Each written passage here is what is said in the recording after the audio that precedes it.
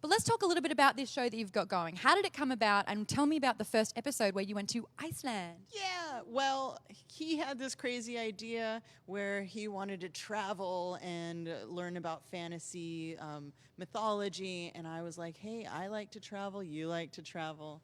Actually, there's more to it, but he started it. All right, Stefan, tell us about how it started. That's how it happened. You know, we're like, I love traveling ever since I was young. I travel around, gain inspiration for Dungeons and Dragons, you know, running games. Ever since I was young, I saw great places, and I want to keep going there, you know, and together we can go visit these fantastic places, gain inspiration from all these myths and ancient lore, and use it in our stories, and take you guys and gals all with us, and, you know, pretty much explore everything. That's the dream, isn't it? To host a travel show, to go exploring and to be able to uncover some amazing destinations all around the world. You started off with Iceland there. You've already filmed that one. Tell me about what we can expect in that episode. Well, there's fire, there's ice. Can we spoiler it? Like, how much do we spoiler? We had to, we did a lot of climbing. We did a kind of rappelling. That sounds really adventurous. Against this always wind, fire. It was So you nearly died. almost died. Almost got thrown off of a mountain. Volcanoes and drowned in ice water and killed by Vikings. You name it. Trolls. We talked to trolls. We spotted trolls. We talked to the elf whisperer. We Legit? Yeah, actually we did. That was pretty amazing. waved at a troll. I waved. Yeah, all kinds of crazy stuff we did. There is no show like it out there right now, which is why it's so important to get this show funded. Make sure you head to the Kickstarter. That's just gone live today. Jump onto Kickstarter, check out Destination Fantastic, make some donations. Throughout the course of the day, we will be doing a bunch of amazing giveaways as well as having two of these amazing games with people that will be joining us, big gamers there. Let's talk about your game, the Ice Match that we've got. You'll be DMing that one. Who's going to be on your team? We have Peter Atkinson, Musa Kreish, Jason Charles Miller, Vivid Vivka, Mylan Starley, and this guy. Oh, and then you're going to be taking the reins and DMing another game in the afternoon. First, I'm going to be a player. Dwarven, the Destroyer, will come out swinging his club. Actually, you've already seen the club as well. You brought the club with you.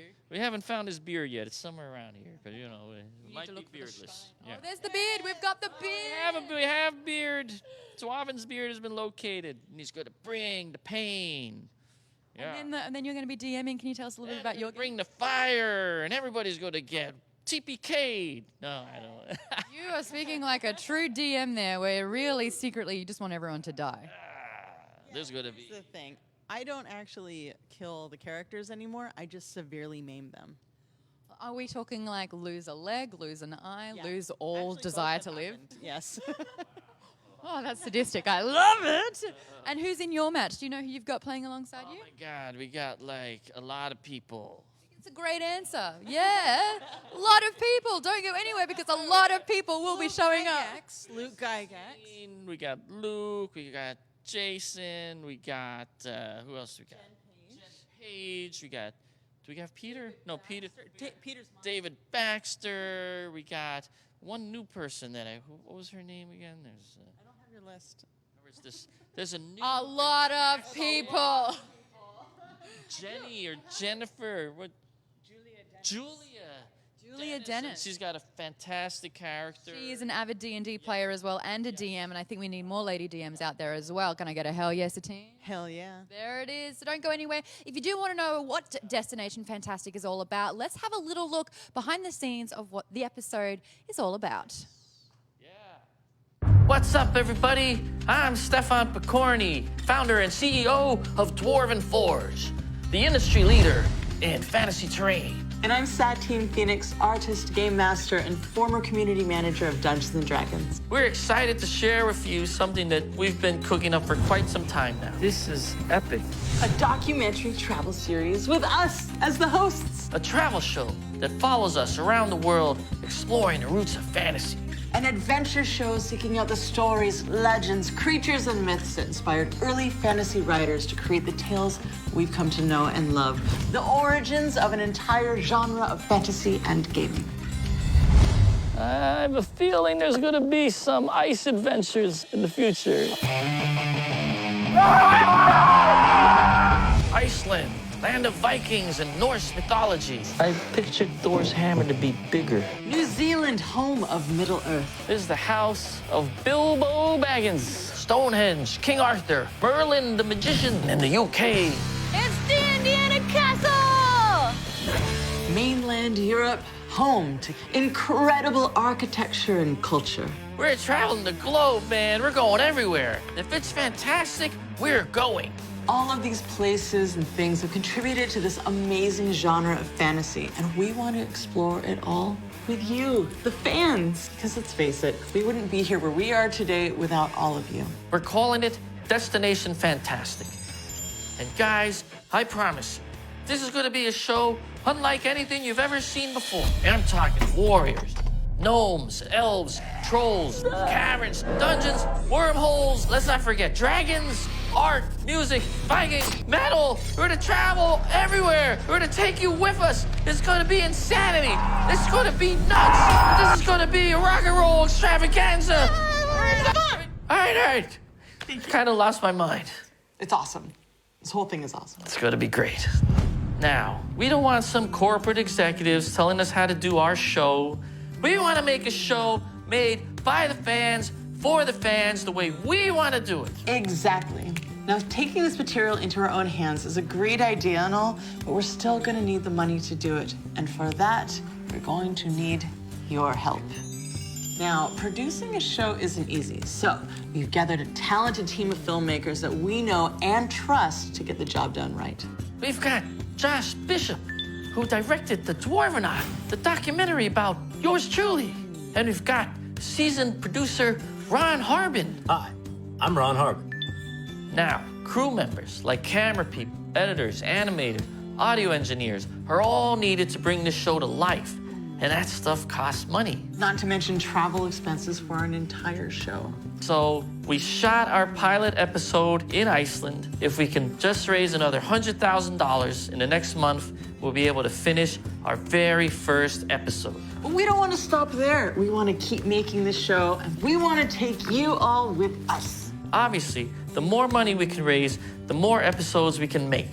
So we are offering some pretty cool stuff as incentives for your donation. Custom Destination Fantastic terrain, limited edition custom miniatures, art pieces by me, Satine Phoenix, special games that we dungeon master, and that is just the tip of the iceberg. And how about a Destination Fantastic feature documentary? And we have all kinds of tricks up our sleeves. Check out our Kickstarter page for a breakdown of what we're offering and follow along as we add more and more stuff to it as the campaign progresses. You are not gonna wanna miss out on this, guys.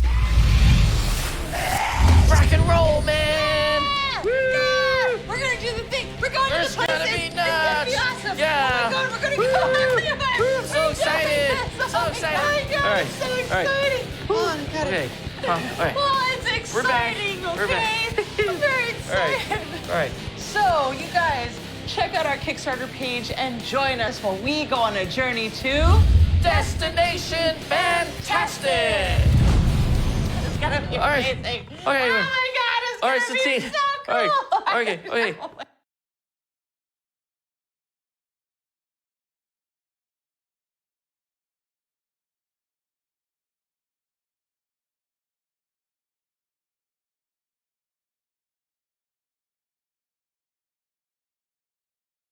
Today, Destination Fantastic. I'm joined by Satine Phoenix, the Queen of D&D, and Mr. Dwarven Forge himself, Stefan Picorni. Now, we are talking about this show, Destination Fantastic. I kind of want to know a little bit more about this first episode. We just saw the Kickstarter campaign there.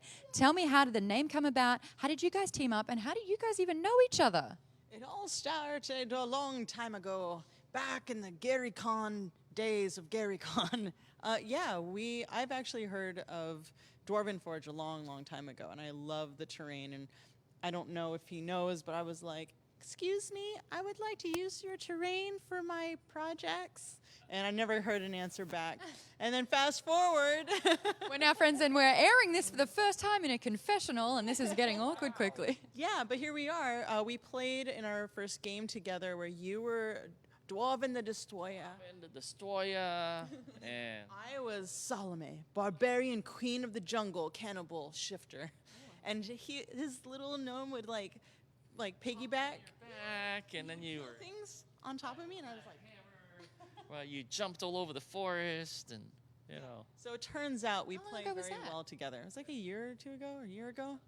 Not too long ago. It seems like we've known each other longer, you know. We have so much in common because we're both classically trained artists, and we both love D&D a lot, like lifelong. Masters. We're both dungeon masters.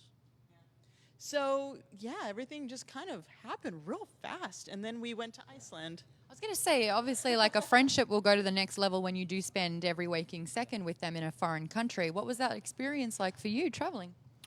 It was lack of sleep, a lot of lack of sleep, but very exciting. You know, you wake up, it's 7 in the Listen morning. to everyone feel sorry for you. Wake up, we're gonna hike up a mountain, you know, and put all these warm clothes on because it's freezing. And God, it was so cold. I don't know if I've ever experienced cold like that How before. cold are we talking here? Like 5 layers of clothes to like, you bought us all these jackets because it was so cold where we went to. And yeah, like you just had your eyes open and then everything else was like this neoprene layer. And we had to like fight the winds that were pushing us over. It was really intense. Now, it's not just you two there, and it's not a small crew. This is like a legitimate television series that you're making here. So tell me about the process of and the planning that goes into just one episode. 4 months or something? Like, yeah. there was lots of people involved, a whole team of people following us up the mountain, crew, you know, film equipment, you know, backpacking people, camels, elephants, you know, you name it. It was like a whole, like we were storming, like The elephants. Where are you, Tirith? Or? So actually, like he and I have a lot in common, and we do all that stuff. But the brains behind all of this is Josh Bishop, because he was like, "You guys are insane. Let's go do stuff together." And then, yeah, so him and his amazing team, they coordinated all of this. We just were kind of drug along, and we're like, "Yay, we get to do all these things." No, it must be so hard as well. It's like you're trying to get funds and to fund this show, and everyone's just like, you know what? I'll give money towards this because I wish I was doing it. That's the hardest part. You get to do the dream job in this scenario with Destination Fantastic. Yeah, but it's not just like a job. Like, oh, we get to travel. It's like it's an adventure, but we are dungeon masters. We're storytellers, and we are here to gather information and then share that information with the world so other people can create stories. It is not easy. Like, I don't know how we got some of the people that we interviewed. I really don't, because we got access to things that I'd never heard of. Like what? Like what? the Codex, Regius. What? Yeah, so basically, like, can we say that? Yeah. Spoilers. So basically, like, the book that the Lord of the Rings is based off of, this is like written in what, 1200 or something like that? Yeah, it was really intense. They had it behind a vault, but we were not allowed in the vault though. They took it out with great pomp and circumstance. They brought it out of the vault, put it on the table, spread it on these like cloths, and it was like, and then we were pillows. Pillows. Yeah, and we were like very excited because we were able to touch it one corner with our fingers. You know, like. Did? I used my knuckle because I didn't want to hurt it. Oh my gosh, your fingerprint would live there forever. And it was very interesting because they explained to us that like he was turning the pages, but he wasn't wearing gloves. That's blasphemous. You know, and they explained to us, don't worry, we feel that being able to touch it with your fingers makes it less hard to break the pages. So that's why they're doing it without gloves. Because when you wear the gloves, your fingers are insensitive, and you don't know if you're turning the pages too sharply or whatnot. And so that was the explanation. Fantastic. So much is happening with Destination Fantastic. Where are some other places that you want to go around the world? Japan, Malta, New Zealand, Peru. and I want to go to Stonehenge. So England. England. Well, I'm not hearing Australia. I'm taking it personally now. Australia. It's a really young country, and there's not much history that's exciting or nice to hear about there. All kinds of places, and we were looking for feedback. You know, we could, let us know where you think we should go. So you're teaming up with a band of adventurers out there to help this happen, right? Yeah, we have an incredible crew. Yeah. And I'm going to be chatting with the director as well. We're going to be listening to all about this show, how it came about, what we can expect from it, and why it's so necessary to have a show like this, because it's just, there's nothing out there like this already, and you have to celebrate being a geek. A show like this out there. We need a show for us geeks and dungeon masters and fantasists, you know, and to go out there and explore these places and explore the myths and the legends. Do you And have a personal favorite myth or legend? I like King Arthur, you know, but I was really excited about Iceland because I didn't know a lot about those myths and legends and the Norse gods and all, and the Regius and the you know, all those places. You know, I'm learning about it. And you guys, if you follow us on this journey, everyone out there can learn about these fantastical places. So that's what makes it fun. Favorite myth or lore? Oh man, I just got back from a European tour, and every country I went to has a beautiful mythology. So I don't know what it is yet. I mean, I obviously love elves. That's kind of a thing. And I love dragons. So, but yeah, I'm looking forward to learning about a lot more. So one more time, if you do want to get involved with this, the Kickstarter has gone live. The donations are already coming through, or the contributions, I believe that the terminology for Kickstarter is. Pledge now. I mean, you have to. Look at Stefan. He just gave You us... want to see this episode come to fruition? And the great thing about pledging is if you pledge for an episode and we get enough pledges to do more than one, you don't have to pay for the other episodes. They're included. Those are stretch goals. Yeah, and you know, we have went there, we filmed it, we had the whole crew, but we're not done yet. We have a lot more work to do on the very first episode, so we really, really need your help. We don't ask for a lot, but we really, really need your help on this. It's a gargantuan whole project here. So if you do want to back this one and get involved, head over to kickstarter.com/projects/Destination Fantastic, or just look up Destination Fantastic if you get to the Kickstarter page. If you want to know what the first episode's all about, here is a little glimpse at the teaser for episode 1.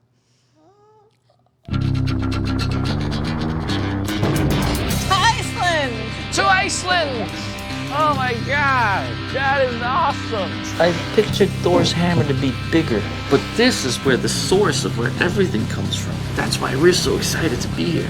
We're going to seek the origins and the old tales and the frost giants and the dwarves and the elves. Go, cool. We're teasing you with the teaser. That's how this works. We're really putting tears in this. Well, it's a technical show, and we are live for, my goodness, until 9 p.m. tonight. Yeah. What are some of the things that we can expect throughout the day? Well, we will be playing Dungeons and Dragons and showing you how fun it is when a bunch of people get together at a table and play a cooperative game together. If you've never seen Dungeons and Dragons, now's your chance to see, to watch how it goes down. How did you get into D&D? I was like 9 or 10 years old at summer camp. And the archery counselor was inviting us young kids to play D&D. And it was this fantastical game. And they're like, oh, it's like that book, Lord of the Rings. And I happened to be reading that book at summer camp, so I was super, super excited. So once I started playing D&D while I'm reading Lord of the Rings, it was You read Lord of the Rings at 9 or 10? Yeah, it was cemented in my psyche. Overachiever. Yeah. That's really impressive. Yeah. How old was everyone else? In the comments below, how old were you when you first read Lord of the Rings? Because I tried to read The Hobbit at 18, and I was just like, oh, I'd rather be drunk. But then I got back into it like a few years later. It was just a lot of terminology and language, you know, and reading. You have to learn to love to read, and it took me a little bit to do that. And now I'm obsessed with reading. That's the thing. How'd you get into D&D? Well, I found a treasure box. I think it was one of the beginner set in 1988. I was 8 years old, and I also was an avid reader. I grew up in libraries. So I didn't have anyone to play with. So I played by myself for many years. And Story I of my life. Characters. Yeah, and so by the time I was 15, I was like, wait, my friends play? I'm playing with you. And they're like, oh, okay. There you go. So you guys have been doing this for a very, very long time. Again, in the comments below, when did you first start playing D&D, and how did you learn about it? How did you get involved? I know that in LA, it took me 3 years to find a group. 3 years of putting feelers out there, and I just couldn't find anything. It's really hard. I had to like... Meeple here. You can come here to Dragon and Meeple and find players. We are downtown at the moment. This place is huge. Just to kind of describe it for you, it's 2 very separate large areas. The first one's kind of like a community mess hall with big long tables that you can game at. There's an amazing bar right there. Super sexy. It is. Yeah. like you had me at bar. And then this area is where you can buy a bunch of different board games. There's a bunch of stuff happening as well. And there's the big D&D table setup that we will be gaming. The first game, I believe, starts at 1 o'clock. Yes, it does. And that's going to be the ICRC baby one. Yeah, and the whole thing is like both of our adventures were inspired by our trip. How easy is it to create a campaign? Because I do it for Fungeons and Flagons, and my goodness, I'm up to like I've done 4 seasons. To try and do like something new and different every single time is challenging. Yeah, you need the inspiration, you know, you need to find inspiration, and, you know, it's a lifelong quest, you know. Would you rather be a DM or a player? I love to DM, you know, although sometimes I like to play. Like if Satine is running a game, then I'm happy to play, you know. It's because I let him do crazy things.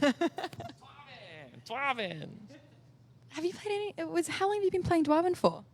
Well, since when we met, so like a little over a year, I guess, year and a half. I thought that was your character that you always play. For your game. Yeah, that was the launch of Dwarven, the Destroyer. There you go. Do you have a favorite character? Oh, you know I do. Yeah. Vlanya Umvara. You can play her on Idle Champions. That's cool. And I've actually witnessed and been a part of you DMing with Sirens of the Realm, which was great. We were all an all-female group where we were all bards, and we got to perform all the time as well. But you're right, you let me get away with a lot of stuff. Yeah, but it's about the fun and the story. You know, the rules are there to guide everything, but every once in a while, you just tip it over and let things happen. You know that. That's Yes. all you do. Well, listen here, you don't want to get bored ever. And I am a boredom destroyer. Allergic to being bored. You got to improvise. Well, that's it. How are we going with that teaser trailer? Do you think we'll be able to have a look at that one soon with oh, Some technical everyone's just looking at me like thrown to the devil. challenges, but we will get it out there for you. Okay. Yeah. So what else? Magic. Destination Fantastic. What was your highlight and what was the toughest part about filming the first episode? Oh, man. So they started filming. Yeah, getting up in the morning is really hard. But it was amazing because, I mean, they're like clockwork.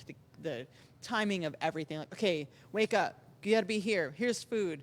We're going to go to this place. Okay, wrap it. Now we go. I think we filmed 3 times a day. Whoa. Every day. I was there for 5 days, 5 or 6 days. And you had already been there for 4 or 5 days. You were fantastic. You got off the plane. No jet lag. I don't know how she does it. There's no jet lag. She's running to me on a beach, you know, right off the plane onto the beach into the filming, like immediately. Like If that's not a sell for this show already, Satine running along the beach, that's fantastic. Oh, yeah. Whoa. Okay, let me tell you. Let me have this. Let me have this. And now I'm going to kill it. So it's raining sideways. Oh, my God. Black sand beaches, basalt, mountainous, like cliff. And then he's hiding in this cave fortress. And I'm bundled up. I've never worn so many clothes in my whole life. And we're running through the rain. And the waves are just crashing. there's signs of like, don't go in the water, you'll die. People have died here. You know, it's like, wow. And there's trolls will drag you in and it's all crazy. We've been talking about the trolls before. There really are trolls in Iceland? Yes. It's the kind of majestic place that you look into the distance and everything's quiet and perfect. And you see these mountains and you're like, I would not be surprised if a giant dragon just got up, shook its wings, and a bunch of trees fell off. Whoa. Like, it feels that rich.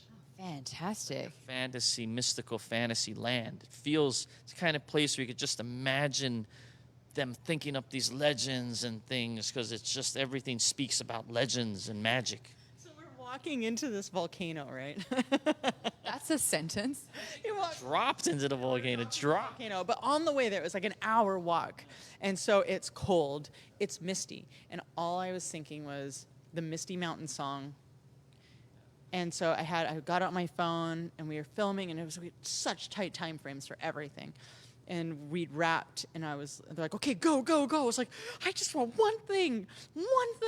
And I have it on my phone. I recorded us singing the Misty Mountains. We gotta show that somewhere. You know, we gotta show this, yes. I'll send it to you.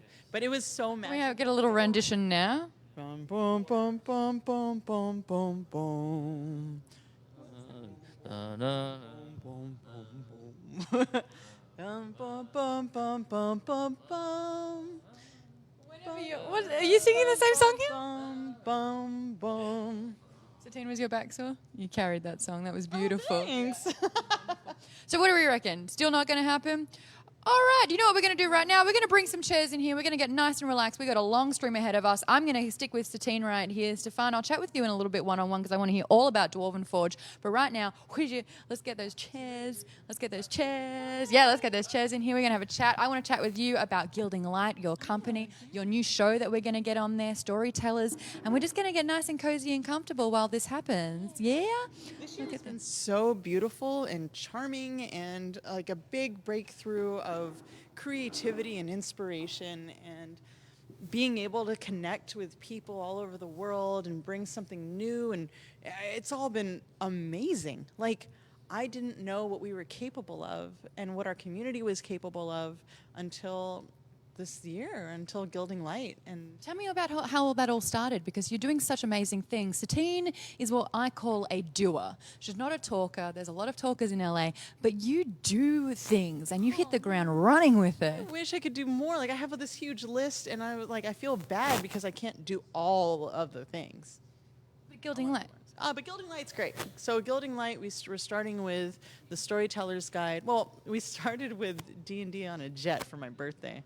How was that? I was in London. I was devastated. Yeah, so here's the thing. I know why no one's ever done that before. Because it's hard. It's really hard. I worked for my whole birthday, but it was so beautiful because we're sitting there, like Patrick Rothfuss and Stefan and TJ and Luke, and we're all sitting on this, a bunch of us. Nora Ibrahim was there, and Kyle Vogt, and let's see, and Eric Jordan from Idol Champions. And so we're all sitting there. And there goes my phone. We're all sitting there, and it's quiet, and we're all buckled up, and everyone's buzzing around us, getting everything going, because we had to set up everything in like a minute. In a jet. In a jet. And they're not as big as you would think, because it's expensive for the big ones. So we're sitting there, and then all of a sudden, Luke gets this look on his face, and he's like, Did you just fart? roll a D6, roll a D6. And we started dancing on the jet. It was amazing. It was one of those moments where we're like, I can't believe we're here. But we made it happen. Like, we didn't nobody did this for us. We put it together ourselves. We worked really hard. We were like 2 hours late on the video upload. It was really rough. Where can people find that, though, if they want to check it out? Find it on youtube.com/gildinglight. Yeah, it was one of those once-in-a-lifetime things, because I'm not doing it again. Oh, I know that feeling as well. One and done, I like to call it. But this is the thing, especially like with Destination Fantastic, Gilding Light, you do the things that no one else is doing, no matter how hard they can be. But it's like instead of... Like, these kind of things are compulsive, right? So Gilding Light is about the art of storytelling. And it's more than just playing D&D at the table, but what D&D and, like, what the research you have to do for your campaign, how you can expand that into storytelling in general for movies, TV show, comic books. I'm a comic book illustrator. I've done 3 graphic novels and a nonfiction. Like, it's a lot of discipline. But what I want to show people is that storytelling isn't just one thing. It is a bunch of different things, and how important it is to like consistently be inspired and consistently be looking for things everywhere I go. Every time I talk to you, like, you are a character in my head, and you just, like, I'm inspired by you, and I'm looking around at this building, I'm looking at all these people, and I don't think, oh, there's Kaylee. I think of the story of Kaylee, and so that's how I am as a storyteller, and I want to show that, which is why I started Storyteller's Guide, because I love doing the GM tips. I love helping people blossom their craft. I don't know if I'm a teacher, but I am a Guider. A guider, yeah. I like to weave the story. Like, you have a story, I want you to be able to facilitate that. You're an extractor. Yeah. You're extracting these stories from people. Yeah. So Storyteller's Guide, when is that one going to launch on your Gilding Light YouTube channel? So it's already started. I think we launch, we do it twice a week. It's on Sundays at noon, and also Thursdays at 6 p.m. on twitch.tv/gildinglight. And I do a little bit of Game Master tips, Storyteller tips, and I actually talk about how you can do it for just writing or game mastering. And then, and you know this because you're in one, I sit there with 2 game masters and we create an adventure. And what I want to do is show people how easy it is. But not even that. I do like full pressure. I like full pressure. You have 45 minutes, go. And I kind of love that. You know, that's how they say, you know, the most amount of pressure that you can put on something like a diamond.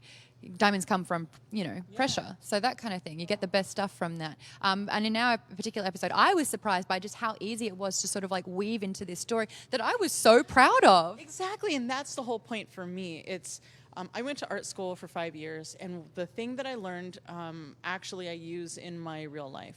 Learn how to look, learn how to listen, and then give yourself, basically put yourself in finals consistently. Because when you give yourself a little bit of time or a short deadline, it's amazing how much you can create because you have to. Yeah, you know, I don't rely on wanting to do things. It's when I have to do it. That's when I do my best stuff. Right, exactly. So that maybe that's why I limit myself to like a day to do things. Honestly, I think it doesn't work for everyone. But if you're like me, yeah, leave it to the last minute and you get the best stuff happening. Yeah, and that's why I'm so excited that I'm doing Storyteller's Guide alongside Destination Fantastic, because it's look at these things that are inspiring to us, and then and it's not even just going out on an adventure or learning about the mythology. It's immersing yourself in the country, talking to people, eating the food. Oh my God. The food. Have you seen any of those clips? We were trying to throw to a little teaser of the first episode right now. What were some of the sort of delicacies that you can find in Iceland? What did you eat? Can I say testicles on camera? We just did. Yeah, not okay. You ate balls? I didn't ingest. I spit it out. Fermented shark. Everyone's like, oh, it's gross. I'm like, I like gross things. And then I ate it, and I was like, this is actually quite lovely. And then about 30 seconds in, once it hits oxygen, and then it starts mixing with, nope. Did you boot? Did you vomit? No. I'm not going to say what the grossest thing is, because that was the last, and I don't want to spoiler that for our video, I have limits. Yeah. I didn't know that I had limits, but I do have limits. You found the limit on that one. Yeah, I'm Filipino, right? So I can eat like anything, but just because you can physically doesn't mean you should. Let's go back to Storyteller's Guide on the twitch.tv/gildinglight. Who are some of the guests that you had on board for the season? Ivan Van Norman, Jason Charles Miller, you. Let's see, we had Kaiji Tang, Michelle Wynn. We had Brennan Lee Mulligan, Zach Eubank. We had a lot of people. B-Dave was on it. A ton of people. We've already filmed 8 episodes, and we have yet to film the last full for season 1. But yeah, and it's sponsored by Idol Champions and World Anvil. And what I love about it is literally showing people. So that came about because I was playing Idol Champions.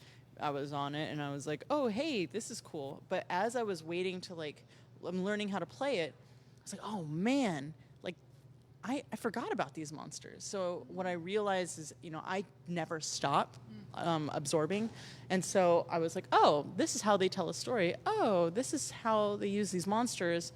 And then I was talking to Eric about it, and then Storyteller's Guide was like, oh, well, we can actually do something where you can show how you are inspired. And then World Anvil is like a world-building website where you can make a wiki out of your stuff. By the way, we just did Sirens. Mm-hmm. What? Mm-hmm. Yeah. Does that mean? Yeah, you're going to be on it.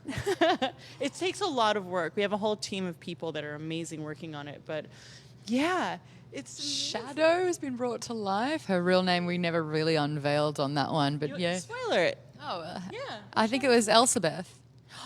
It's true. You're just busy being so old. Well, I wanted anonymity, so I had a fake name that I put out there, and then the rest is history. But that was a fun character to play. She was a star elf with an amazing backstory, which I loved. That was really good. Bard Ranger meant that I had a shield, and then I turned around and I would be able to drum on it, and that was a lot of fun as well. So fun to play with.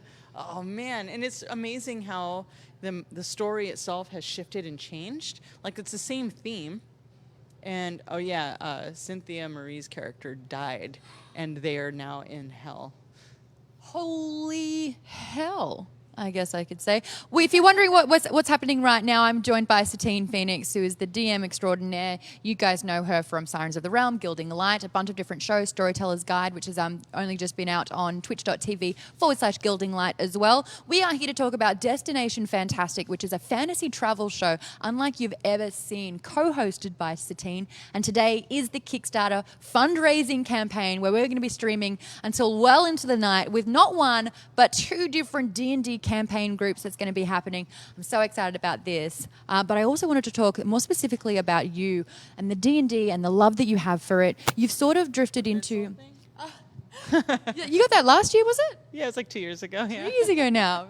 And then you started working for D&D as well. Tell me about that. Last year, I was the community manager for Dungeons and Dragons, and then now I'm capable of doing spreading more about Dungeons and Dragons by not working for them, which is great. Even though they sponsored my European tour, so I'm working with them still in different ways. Let's chat about this European tour, because if you want to keep making people jealous, this is definitely how to do it. You traveled all around Europe with TJ as well, exploring and looking for different communities. Yeah, so basically, I started building the Dungeons and Dragons community in Hollywood about almost 10 years ago over at Meltdown Comics. And so America, I feel, is good now.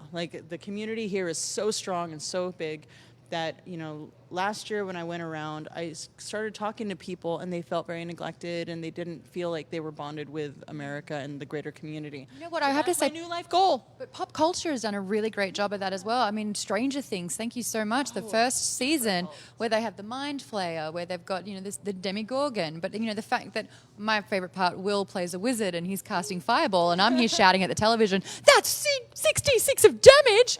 And everyone else was like, what? And I was like, I'm with my people here, This is so great and the community is just fantastic. But you're right, it is very well established and ingrained in the American culture, but it's about finding out, different parts of the world that can also be involved. And you are so good at welcoming people into a community. Well, I don't try to force anything onto people, which is why even asking for funds for this is hard for me, because You and I are so similar like that. It's really hard to ask for favors or help. Yeah, but it's not cheap. This stuff is not cheap. It was very hard to do the European tour.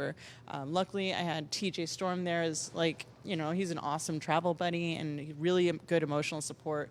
But I was a one-man video band, and I organized the events. But my favorite part about it wasn't me going into the communities and saying, listen to me. I had leaders in each community. So we went to Milan, Barcelona, Paris, London, then went to D&D in a castle. And I had each one of them tell me about their community, pick people from their community that could be on the panels, and then we had talks. So sometimes it was at a bar, sometimes it was at an event location, and sometimes it was at a game store. So it really just depended on what, for instance, London is hard because usually there aren't any game stores. The community gathers in pubs and public spaces. But there's a place called Bad Moon Cafe, and so they're huge, not this big, but almost this big. So it was amazing to be able to have that event there. And then Milan was Presso, and that was this very sexy. Let me tell you how sexy this place was. And they're all gamers, they're all nerds, and it was sexy nerd time. And then there was. Favorite time. I know, right? And then Barcelona was Gigamesh, and that was one of the sexiest bookstores I've ever been to. And it's a small place. I only had 3 weeks to promote it, and 33 people RSVP'd, but then 75 people showed up. Wow. And it was amazing, magnificent. We did signings and actually got to spend time to people and talk to them. And then Paris was that Denia bar. It's like the bar at the end of the world or something like that. And it's this multi-level bar, and it's so beautiful. Getting to know the community in each one of those places and not forcing myself into that, but saying, tell me about you. Tell me why you're great. And then let me facilitate that and share that with other people. So that is my goal, and that is what I love about Destination Fantastic, is because it's hello, here's Iceland. Isn't Iceland amazing? We played a game with Icelanders. I don't know if that's what they're called. But we played with them, and it was so easy. That's the other thing. This is the other thing. The most amazing thing about traveling the world is learning that all the gamers are the same. They all eat pizza. They all eat cookies or crisps or, chips or whatever you want to call it, but we are all the same. And that's what I really hope that people learn from this, is that like you are not alone. Your country might be far away from other countries, but we are all the same and we all learn from each other. And that was the cool thing about the panels, right? Because it was me, TJ, and like 3 or 4 other people. And every time I learned something. And that's the most important thing. It's like you can't live in your bubble. You have to be a part of what is going on around you. And that's how you become better. And that's the point of all of this. Every show that I've done, it's all about learning and working with people. It is the heart of gaming. It's cooperative role playing with other people. This is resonating with me big time because in Australia is not really, well, and when it was 15 years ago, it wasn't really mainstream as it is today. And I was very much so a closet geek. And it just wasn't cool for me to be playing video games like I was, for me to be interested in the fantasy world. I remember watching the Dungeons and Dragons cartoon and I was fixated on it. But I couldn't talk to anyone else about it. I mean, I have a nerd family, which was great, and we all played video games and explored that together. I got into D&D because of my brother. I watched their game, and of course, their campaign had been going on for 2 years. And when I came and observed, they all died from a black dragon with acid damage, and they all died. And I'm here like, what's happening? And they're trying not to cry. Oh man, they wanted to so bad. I'm so cursed. Like, I'm obviously bad luck, and I've destroyed this entire campaign. But then started getting into it myself. And the same thing, I wanted to build my own community. I wanted to explore what D&D was all about, and I ended up getting an amazing crew in Sydney where my DM was an actor, writer, and director. Did you play at a shop? No, I played at a friend's house. The guy was a chef, so he would put on a banquet every week, and he was a bard, so he would write a song about the previous session that we just had. You're so spoiled. I'm talking like baked brie with mead, like you name it. I got very chunky playing this game for a year. But it was like my first foray into it, and it was so great. And then the DM, who was a writer, he would write the story, write the campaign into a story, a novel. And so you would read about your adventures and what happened. Oh my God. And I was like, I am so in. And I was devastated that it took me 3 years living in LA to find a group. Did you know, I don't know if I told you this before, but I took a hiatus because I hung out with some people who were like, gaming isn't cool. And then I was like, okay. And then it was like a few years and I was like, this sucks. My ex and I moved to Sydney. And we loved dancing, so we would go to bars to dance. But then we didn't really want to meet people. You are very good at dancing, by the way. You were hearing it right here. We have been on a dance floor before, and I was like, girl, you got moves. Well, we don't drink, right? So we were like, how do we meet people and do fun things? And so I went to meetup.com, and I looked up Dungeons & Dragons, and I hadn't played in like 4 years. And so we actually met a group, and then it was like International D&D Day, and I even have my little shaker cup still from that. But that was Sydney. What? Yeah. It's, you know what, very hard to make friends in Australia if you don't drink. If you play Dungeons & Dragons. Yeah, bringing the communities together. We are here talking about Destination Fantastic, the fantasy travel show unlike you've ever seen before. We are raising funds right now on Kickstarter, so head over to kickstarter.com/projects/Destination Fantastic. It just went live about 45 minutes ago, and the funds are coming in, which is fantastic because this show is amazing. Episode 1 is about exploring Iceland. It's like You old and Stefan mythology. The Codex Regius, 1200. We touched it. The Edda sagas. We went to museums. We talked with experts to learn about like the history and the mythology, and then went into the land and experienced the harshness, and then ate the food that makes sense because the land is harsh. Oh man, yeah, it's Harsh as balls, apparently. harsh as balls. Which is why you had to eat them. But we don't want to give too much away from episode 1. We are trying to get this show happening, but doing it independently so that a network doesn't come in and change everything, thinking that this is what it should be, right? Every time, no offense, I mean, I love the companies I work for, but every time they tell us how to do the thing, and with Stefan and I, like, you cannot hold us back. We run around in circles. We are Muppets. And I don't want anyone to tell us, oh, don't do this, or you can only do X, Y, and Z, which is why I started Gilding Light, which is why he does his own thing and why we're doing Destination Fantastic. We don't want anyone to hold us back. We want to be able to go in like punk rock style, you know? Yeah.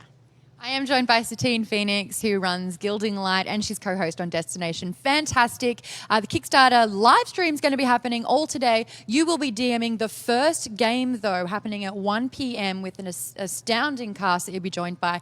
And you're DMing the Ice game. Tell me about that. So the cool thing about Destination Fantastic in Iceland is the land of fire and ice. We actually had, I don't know if I'm allowed to say it. I don't know what I'm allowed to say. Nobody has restrained me from content. You know what? I actually am waiting for someone to like run in and crash tackle us if that's the case, but nothing so far, so let's go. Okay. So basically, I think the location manager had worked on Game of Thrones. Whoa. Right? And so we went to these awesome locations that were like, oh yeah, that's the area. Oh yeah, that's this part. And it was like, wow. So fire and ice, totally get it. Iceland is glaciers and volcanoes. It's intense. I didn't know what intense was. And then you went to Iceland. And then we did it all real fast. So my game is the ice version of Iceland. I mean, just the 2 or 3 hour drive from the airport to where I met up with Stefan, it was like desolate. It was frightening, and there was like absence of life because of all the volcano. Yeah, it was like the volcano I think went off like 100 years ago, and you could see it. You could actually see the ash in the glacier. Whoa. It's so beautiful, but like you can feel it, like you can taste the history. Whoa. Yeah. That is so full on. That is what Destination Fantastic is all about. So, Satine, we're going to wrap things up here. If you do want to subscribe to the Twitch channel to check out Storyteller's Guide, head over to twitch.tv/gildinglight. Follow them on all the social medias and YouTube as well. But, guys, get involved with Destination Fantastic. It's on all your socials. It's got a YouTube channel. And we also have a little teaser about the first episode. And then when we come back from that, I'll be chatting to the other co-host and Dwarven Forge founder and... Renaissance man. He's a Renaissance man. Stefan Picorni. So here, have a look at the teaser for the very first episode of Destination Fantastic. Thanks, Satine. Iceland! To Iceland! Oh my God, that is awesome! I pictured Thor's hammer to be bigger, but this is where the source of where everything comes from. That's why we're so excited to be here. We're gonna seek the origins and the old tales and the frost giants and the dwarves and the elves. I have storytelling ideas coming out of my ears right now. I know. Whoa, whoa! Let's go inside the volcano, guys. Let's hope we don't anger any Balrogs. Stefan, I'm afraid of heights. This is nuts.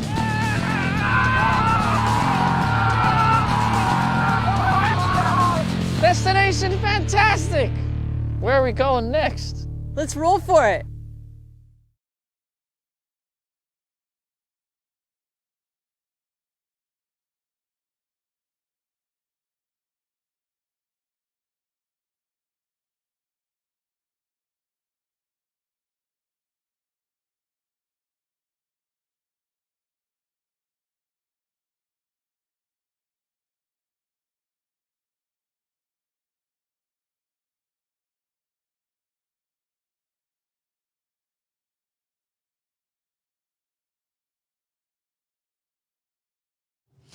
Hi there, I am Maud Garrett, your host for today's kickstarting campaign for Destination Fantastic, the fantasy travel show like you've never seen it before. Joining me right now, I've got Stefan Picorni, who is one of the co-hosts of the series, and you helped get this bad boy up and running, right? Yes. When did the idea first surface? I know that Josh, the director and the inspirer of it, had a mad idea and said this is too good to not do, and now it's being done. Well, it was kind of bubbling around for a while since I teamed up with Josh to do the Dwarvenaut, and the Dwarvenaut itself was originally kind of supposed to be a show, and then it was supposed to be a sizzle. Actually, it was supposed to be a sizzle for a possible TV show. Like Ended up turning into a giant documentary. A reality show. It was supposed to be a sizzle for a reality show, and then ended up being like, that's kind of crappy. Why don't we just do a documentary? And it ended up being a documentary. And that was unveiled at South by Southwest in 2016. Yes. I think it's a very good movie, Well, you're in it. It's about you. Of course you do. Of course I like it. Although, you know, a lot of time people don't like to see themselves, you know. I want to watch this back because I'm in it. Yeah. It's not always true that you have to like a movie you're in, I guess, you know. But I liked it. The music is really good. Josh composed all the music. I don't know if everyone realized that. He's a great musician and composer. And he's going to compose stuff for this show, Destination Fantastic. Just really quickly, the backstory that we have about you, obviously Dwarven Forge is your company. Did you establish that back in 96? 1996. I was in primary school. Yeah. Oh well, I was a gamer and an artist, and I wasn't making very much money, but I was enjoying playing Dungeons and Dragons, and I decided to sculpt some pieces for to see.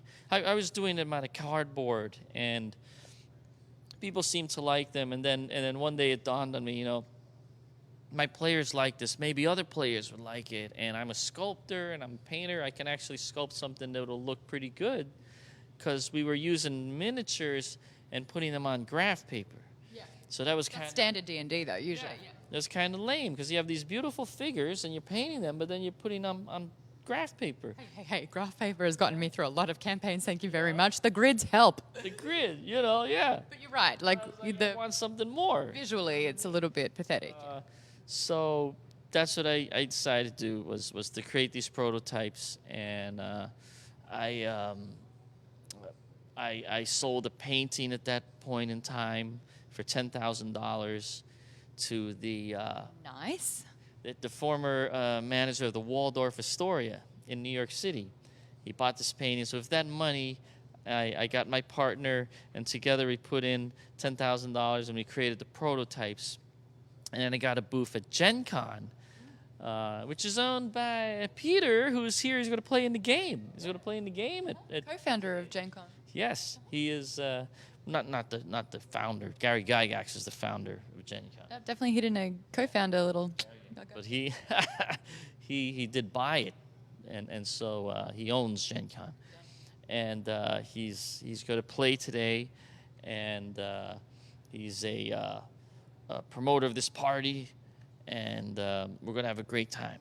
I love, I know about the Gen Con history, and I do want to give a little bit of a plug. I listened to Gary Gygax's biography written by Mike Witwer, who is Sam Witwer's brother, and it's actually on the audiobook. It's narrated by Sam Witwer. That was a beautiful story about the birth of Dungeons and Dragons. Yeah. I mean, here's a guy. He was a cobbler, an insurance salesman, and a cobbler. He was fixing shoes in his basement, and look what he created for the world. Well, they were playing a lot of tabletop games, and he just realized that there was nothing sort of... Wargaming. They were wargamers, and they were hobbyist wargamers, and then, the light bulbs went off, and they created something special that had never been created before, and it had a huge impact on millions and millions of people's lives and in our culture. And you can't say culture without cult, which is what a lot of people in the 80s thought that it was. And in fact, Gary Gygax's son, one of his sons, Luke Gygax, is here today, and he's going to play in our game. And this guy, he lives and breathes Dungeons and Dragons as well. It's in the blood. He has his own... he created... when Gary passed, they all gathered together in Lake Geneva, and they ended up playing games. And so like 300 people were playing games, and they're like, oh, this was great. Let's do it again next year. And so that was the birth of GaryCon. You're kidding.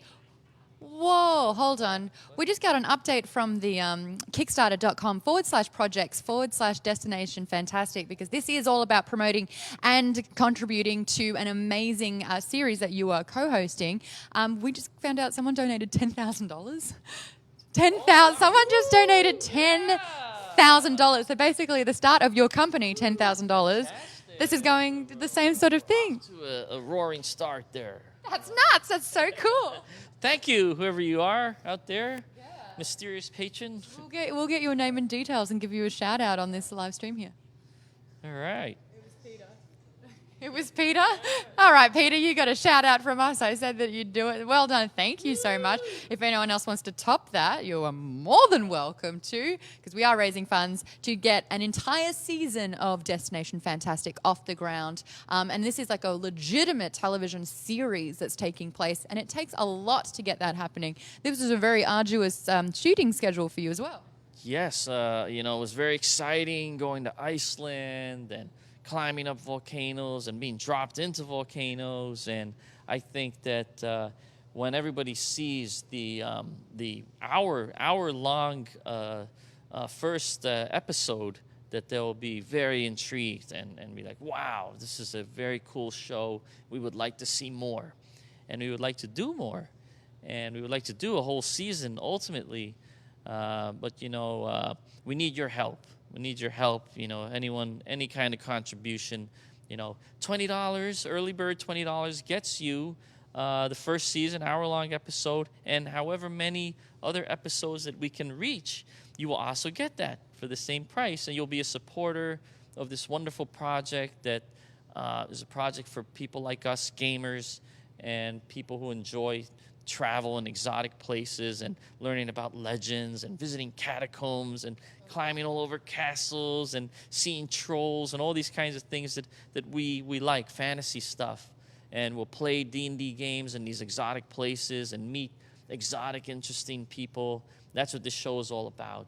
Yeah. We can't do that without help from you guys. So Your help. Kickstarter.com/projects/Destination Fantastic. Check it out there. Check out all the tiers. The goal is 100,000, and that will make sure that the first episode is done and dusted, and we'll set up the pavement to get the rest of the season happening. But to do that today, we've got 2 D&D games that are going to take place. You're going to be a player in the first game, where Satine Phoenix will be DMing that one, and then you're going to take the DM reins from her and do the second game from 5 p.m. this afternoon. But the first game's going to be fire. The first game's going to be ice. The second game's going to be fire-based. And you've got some Dwarven Forge lava. Latest prototypes, the latest. I'm still the CEO of Dwarven Forge, even though I travel around a lot now. I'm sort of like the ambassador of the company now. I mean, I think if you're the creator of a company, you automatically become the ambassador of it, so well done. It's been 24 years, and I now have a team of sculptors. They're really awesome, dedicated artists. And I'm getting a little older now, and so I love to travel.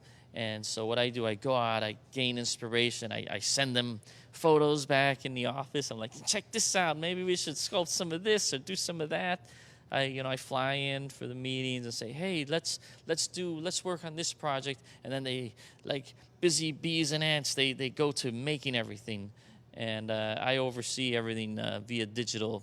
We have this futuristic technology now where we can, see things via tablets and phones, and so we view everything like that. We have a lot of remote people working for us, and every once in a while the sculptors fly in for these intense moments, but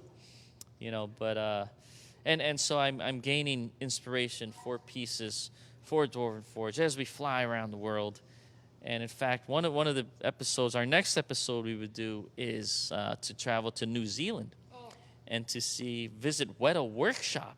Weta does it better, is what I say. Maybe meet Peter Jackson and Richard Taylor. I've already met him out there, and they were very eager and happy to do an episode there. And so you'll be able to see the wonderful magic that they do, and it's related to what we do. So these are the kinds of places we want to go to and check out, and we hope to take you with us. And you're no stranger to Kickstarter either. That's kind of like how Dwarven Forge became what it is today. Are there any tips or secrets with nailing a good Kickstarter campaign? We did a lot of Kickstarters. They're pretty successful. We just ended one for the Hellscape. I think we made $1.8 million or something like that. A success. It was supposed to be a small Kickstarter. We did pretty good. Congratulations. And thank you. And so now we have, what I wanted to say was, and maybe this is changing gears totally, Satine and I are 2 different kind of game masters. I feel like I'm more of the old school first edition Dungeon Master. I run first edition games. C's more of a new school, 5th edition, fantasy, fantastical storyteller type. So there's a difference in the way we look at the world and the way we bring these ideas back to our games. And so that's why today you're going to see her way of D&D, and then you're going to see my way of D&D, and together we're like, I don't know, we're not like the Odd Couple, because we have similarities, but we also have sort of differences. So that's one of the things I think you will see in the show. I started on 4th edition. And they're 4th edition. I don't know. I don't think anyone's really playing 4th edition anymore. We don't know who's doing that. But That's where I started, though. A little history for me. So now you can promote to 5th edition. Oh, definitely on 5th edition. And I also did my own homebrew series called Fungeons and Flagons. And let me just say that when you mix alcohol with that kind of game, that's when anything really does happen. Yeah, I had some very... Loosen up a little, and yeah. What would your scope be if I told you that every time you rolled a 1, you had to take a shot? I would play that game, yeah. Sign me up. And then every time you rolled a 20, you got to nominate a shot to someone. And me, as the moderator, I was not exempt from those rules. This sounds like a very dangerous game. It was very interesting for that one. But I know what it's like. That was a fundraising moment for me as well, where I had to raise funds to get that series off the ground. And that was only a tiny, tiny bit of what you're trying to achieve with Destination Fantastic. Maybe we can enact something like that tonight. The bar's right over there. Yeah, let's have a little chat about Dragon and Meatpool, which is where we are right now in downtown Los Angeles. This space is huge. We've got a bar, we've got a mess hall that people can play games with. We're kind of in like the more retail part of things where you can buy a bunch of different board games available as well. And we've got a second little set up where you're going to be DMing and you're going to be playing 2 different games today. Yes, playing in one and running another game. How long does it take you to prepare a game, a 2-hour match? I'm not even prepared. What? Yeah. What are you doing? I'm not even ready. Well, we're going to be ready by then. Yeah.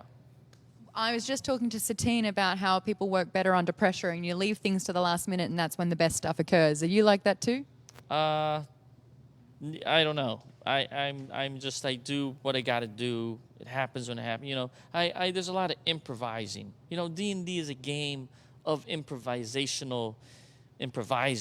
I mean, you definitely said the same word in 2 different ways right next to each other, but that's fantastic. Yeah, we make things up. And as a dungeon master, you have to be prepared. You can prepare all you want, but if the players decide to do something that catches you off guard, you got to be ready to change. So Adapt. I have a rough idea what I'm going to do, but you never know. You can't overplan it. You might have to change things on the fly. You don't know. I've got a clip that I would love to show everyone, and then we're actually going to grab Josh, who is the director and the brains behind Destination Fantastic, to talk about how that came about. But this clip is about you sketching. So you were saying you're an artist. Yeah, is this more about Dwarven Forge and how it comes about and how you get the pieces? I think what you're probably going to show is me sketching in a Viking hall. What? Is that what it is? Yeah.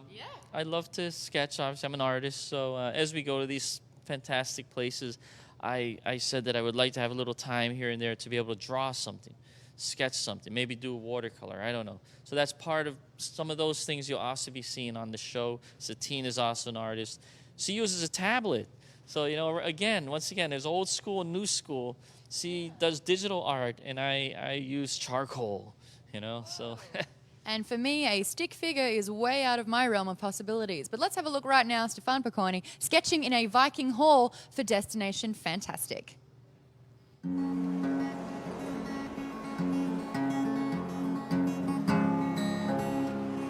It's been real nice being able to sit here, experience this Viking hall.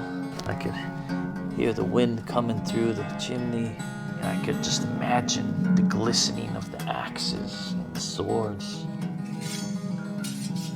I could get a real sense of the textures of this hall. Must have been something else when they had sparks flying up out of the chimney. I was trying to capture in my drawing a sense of that deep dark and light. I think it came out okay. Hi there, we are back for the live kickstarting campaign that's happening, and the live stream is going to take us until 9 p.m. I'm Maud Garrett. I'm going to be hosting today right here downtown live at Dragon and Meeple, which is a rad gaming place that you should definitely check out if you're in LA. But right now we're chatting Destination Fantastic, the new travel show with a kick to it. We are talking fantasy. We are going and getting into the history of different places around the world. And right here joining me, I've got Josh Bishop, who's not only the director of the series, but the mastermind creator of the show. So this is your brainchild here. This is your idea that you brought to life. Where did this idea come from? Well, when Stefan and I were shooting in Italy for the Dwarvenaut, we did like a little, just a little mini documentary about our time in Italy, and it was just intended to be a like extra for the DVD. But it was hilarious, and we had so much fun, and then we both just started talking about, well, what if we just did this all over the world? And that idea kind of never went away, and while making the Dwarvenaut, we just became such good friends and collaborators that we just decided to keep doing it. And so we've been working on it now for like the past 2 years, and we're excited to kind of finally start to get it out there to show everyone. I mean, I have to ask the question, how did you first stumble across Dwarven Forge, and why did you decide to make a documentary about Stefan?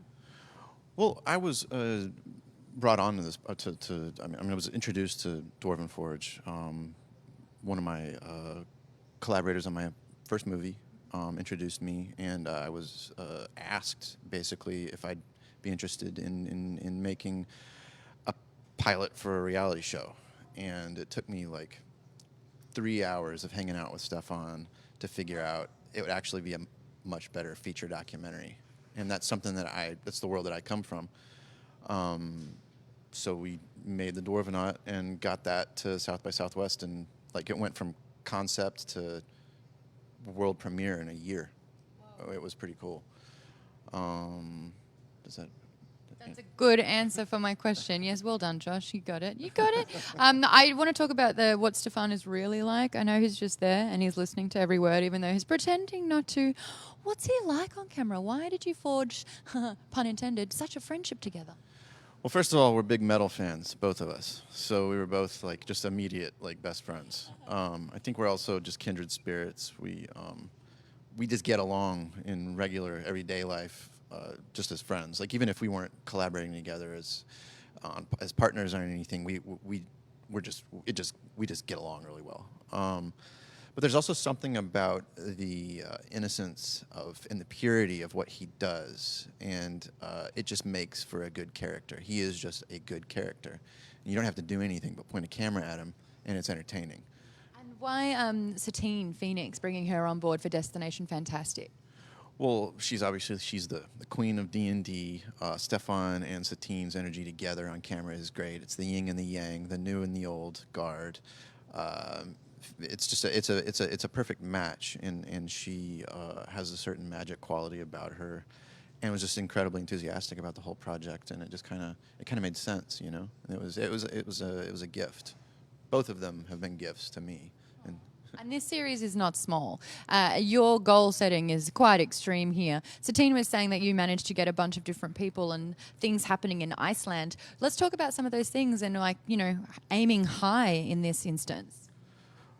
Like, what did we do in Iceland? Yeah, some of the people that you spoke to, some of the segments that you're able to get out of it. Well, I think the coolest thing that we did personally is we literally went and we saw the Codex Regius, which is the oldest still existing written copy of Norse mythology on the planet, and it was insanity. And I didn't think that we would be able to do it. Last minute I was like, oh, that's in Iceland. At first I thought that it was in Denmark, but it turns out it was in Iceland. So we just placed a request, and like a month later we got an answer that we could totally come do it. I mean, that's basically the source material for all fantasy, like as you know it. Like that book that we got to see and touch, that was crazy. And it was like you could feel power, like a vortex. Like, yeah, the book opened and then it was just like the heaviness of it, you know. We went into a volcano. We met a woman who communicates with elves because magic creatures are very much a part of Icelandic culture, and they take it very seriously. And, it's not that everyone 100% believes in them, but if they don't necessarily believe in it, then there is a respect for it. So we got into some of that. And Look, there's no coincidence that I'm wearing a fae-based dress here. I'm all about the Nordic mythology and all of that escapism. I love it. me too. What's on the bucket list, though, for the upcoming episodes? We really want to go to New Zealand. Actually, at first we were going to go to New Zealand first, but then it turned out that for our shooting, it made more sense to go to Iceland because it's winter in New Zealand now, so their days were way shorter. Hold on. So you're saying that in Iceland it was summer and it was still that cold? Yes. I mean, it wasn't that cold. It was just cruddy. I'm hearing 5 layers. I'm hearing only eyes being unveiled. But it was really windy. It was really rainy, and yeah, it was it was definite crap weather the whole time we were there. But we chose Iceland first because it was like 19 hours of sunlight a day, wow. and New Zealand. It was only 6 hours of sunlight a day for what we wanted to do anyway, for shooting hours. So it just made more sense. 2 months before, we quickly switched them around. So next we want to go to Iceland. We want to go to New Zealand. We want to go all over the UK. I want to explore like Merlin, King Arthur, Stonehenge, other. I mean, we want to go to the mill that's on the cover of the Black Sabbath album. Stefan wants to go there. So do I. And that's also what this is about. It's not just, it's anything that you can imagine that's fantastic. So it's not necessarily Dungeons and Dragons. It's not necessarily Lord of the Rings. It's like anything that has anything to do with anything that any of people like us would be interested in, we want to go do it. So with the Kickstarter, what is so important with this fundraiser? What are you using this money to do, and what can we expect out of it? Well, the big thing for Stefan and I as artists is we've always wanted to do this show the way we wanted to do it. And we don't want a network telling us how to do it. We don't want someone keeping check on us. We don't want someone telling us what kind of music needs to go in it. We don't want someone telling us, we basically don't want someone cheesing it up. And we're both believers in art, and we believe that we can make art with this show. So the reason why we're doing this is I personally see it as a collaboration with the community, with the gaming community, with the fantasy community, with people who are interested in this stuff. Let's make a show that's going to be super awesome with like-minded people. Let's do something super awesome. Let's do something that's never been done before. That's an incredible goal to have, especially now, especially with that amount of content that is out there and accessible. But if you guys want to back this project, definitely recommend doing so. Jump onto kickstarter.com/projects/destination fantastic. The Kickstarter just went live today, and already money is coming through, which is super exciting. We've actually got a little clip. Satine was talking about the beach that she was running along with horizontal wind blasting at her. It had black sand. You can expect this one on the very first episode of Destination Fantastic. Check it out. Beautiful day that it is in Iceland. I shall gaze upon your black, sandy shore and be humbled. The Icelandic legend is that 2 trolls came out and they dragged a ship. They tried to drag a ship, but just then the sun came out and they got turned to stone. And there they are. And there they still are, 2 trolls. That one actually looks like it's got a profile, doesn't it? Striking a pose? Yes. Maybe they came out of this cave right here, Yeah. I mean, it looks like a fortress. Yeah. Pretty epic. I would live there.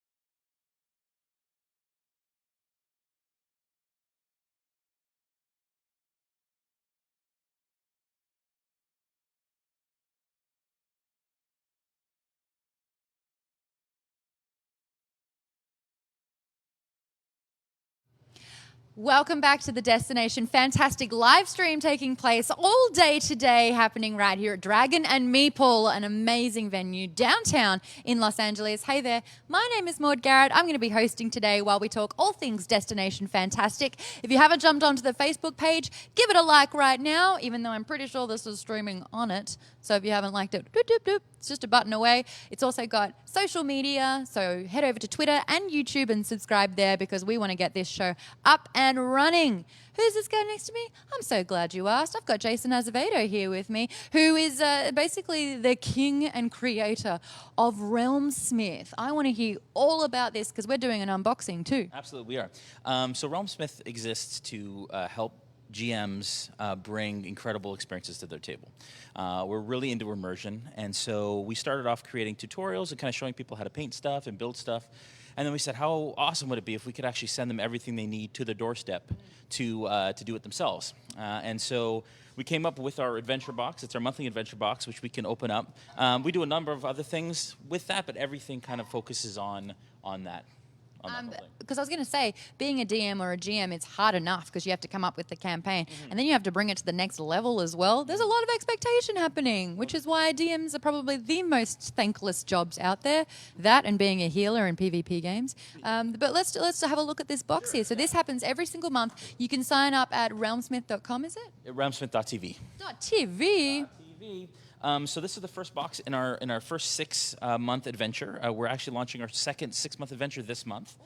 This is actually a prototype box. It's our brand new custom box. So far we've had black boxes with a sticker on it. It's kind of the way it was when we started. But now this is looking like a tome and that you can keep all your stuff in. Exactly. But even better than that is when you open it up, it's actually a DM screen. Shut up. So yeah, it's pretty exciting. So basically, It even says it in the corner. That's right. that's This right. box is a Game Master screen, just in case you didn't get it it. just says just unfold the box and follow the instructions. So basically, the whole center section of this box. Once we've unboxed it, I can kind of turn it inside out. But the whole center is the DM screen. It's got tables that we feel are important and necessary. It's got a dice tower that you actually punch out and then build for the center column of the box. And then there's an initiative tracker on the top left that you and your players can see. That's always the hardest one, huh? Tracking initiative. It is. It really is. And then punch out condition markers for the players and all that kind of stuff. So you start off, you get a little letter. In the letter, it basically tells you what's in the box and what you can expect. What's in the box? What's in the box? If you get reference. Yeah, that's right. If you get the hobby pack, we ship brushes in the first box from Vallejo, as well as a set of 10 Vallejo paints. And so the paint that you get in the box is basically everything that you need in order to paint the miniatures in the terrain that is in there. And that's a $30 upgrade from the regular box. We'll take out all the fun packing material. All right, here we go. That can also be doubled up as, hey, if you have a little barnyard escapade, what? That's right. Guess who's a DM and the creativity just flourishes through me when I see something. Hey. Exactly. So you get a Sirenscape card. I'll cover up the code there. If you saw it, you can have it. Basically, it's a custom curated Sirenscape sound set for the adventure. And so as you go through the module, you have actually little cues. Yeah, that you play certain sounds and certain moods while you go. So that is the Sirenscape card, and they're awesome partners of ours, and they've been amazing so far. You get all the miniatures that you need for the thing. So this is the Pathfinder Bartender Dancing Girl from WizKids. We have some Bones Tavern Folk. The first box is called the Shattered Shield. The module is called the Shattered Shield because you always meet in a tavern. And so Thank you. That's how campaigns right? usually start, especially when I'm doing that. Whether there's a quest board, whether someone runs in with a dire need, but there's always a tavern wench. And my gosh, the accents I pull out for her. I had Molly one year for Fungeons and Flagons. She was like a hybrid of Irish and God knows. But, I gave it all I got. So I bet it was awesome. thank you. I bet it was incredible. And then also... You're very kind there, sir. You're very welcome. We have the Pathfinder Battles WizKids Rusty Dragon Bar set, which comes in that as well. So you have a full tavern set in the first, and everything you need basically to run the tavern.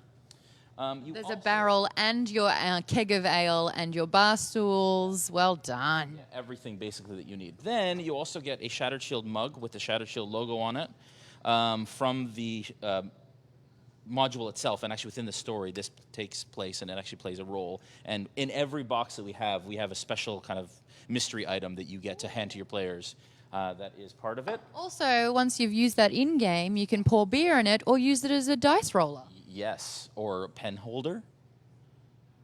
You shouldn't write in pen. No, oh, you shouldn't what? You shouldn't ever write in pen. Holder. Okay, I'm digital. D&D Beyond. Okay.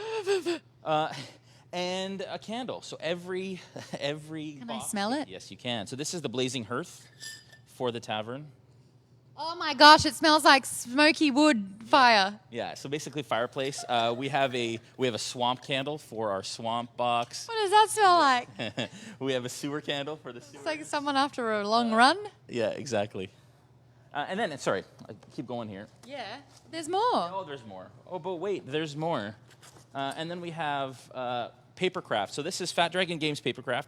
The entire tavern is in this. And so you can build a full tavern setup for the Shattered Shield to have all of this wonderful stuff in it. So you basically cut it out, paste it all up together, and we have downloadable instructions that you can use in order to do that. Did you say the company was Fat Dragon? Fat Dragon Games. That's not fun. I mean, we don't want to fat shame dragons. No. They'll eat you and then get more fat. That's right. That's okay, though. That means they're doing their job.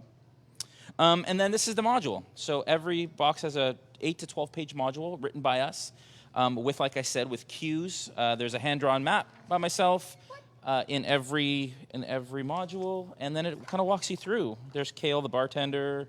And How do you spell kale? Khale. Oh, wowee. I actually know a kale, but it's IL. Oh, really? Yep. And then, and then there's a little, like I said, light the candle there, play the sound set, and it just literally walks you through. There's Tower of Blackwell I just saw there. Oh, good. I'm so excited. And frankly, this is great for new DMs because you basically pick it up, read it through once, and then you can play it. The Shattered Shield Tavern. I love that. And then you've got all the patrons that are in here. Yep. How hard is it to come up with the names? That's my thing that I can't stand. I don't know. It was Brandon that came up with all of them. Go, Brandon. He's our superstar writer and DM of one of our live streams. If you're .tv, that means you've got a lot of video content. Tell me what's on that and where people can find it. Yeah, so a lot of our video content, we have Twitch, so twitch.tv, obviously, /RealmSmith on YouTube and Twitch. And we have a lot of tutorials. We also do a weekly painting show on the D&D Twitch.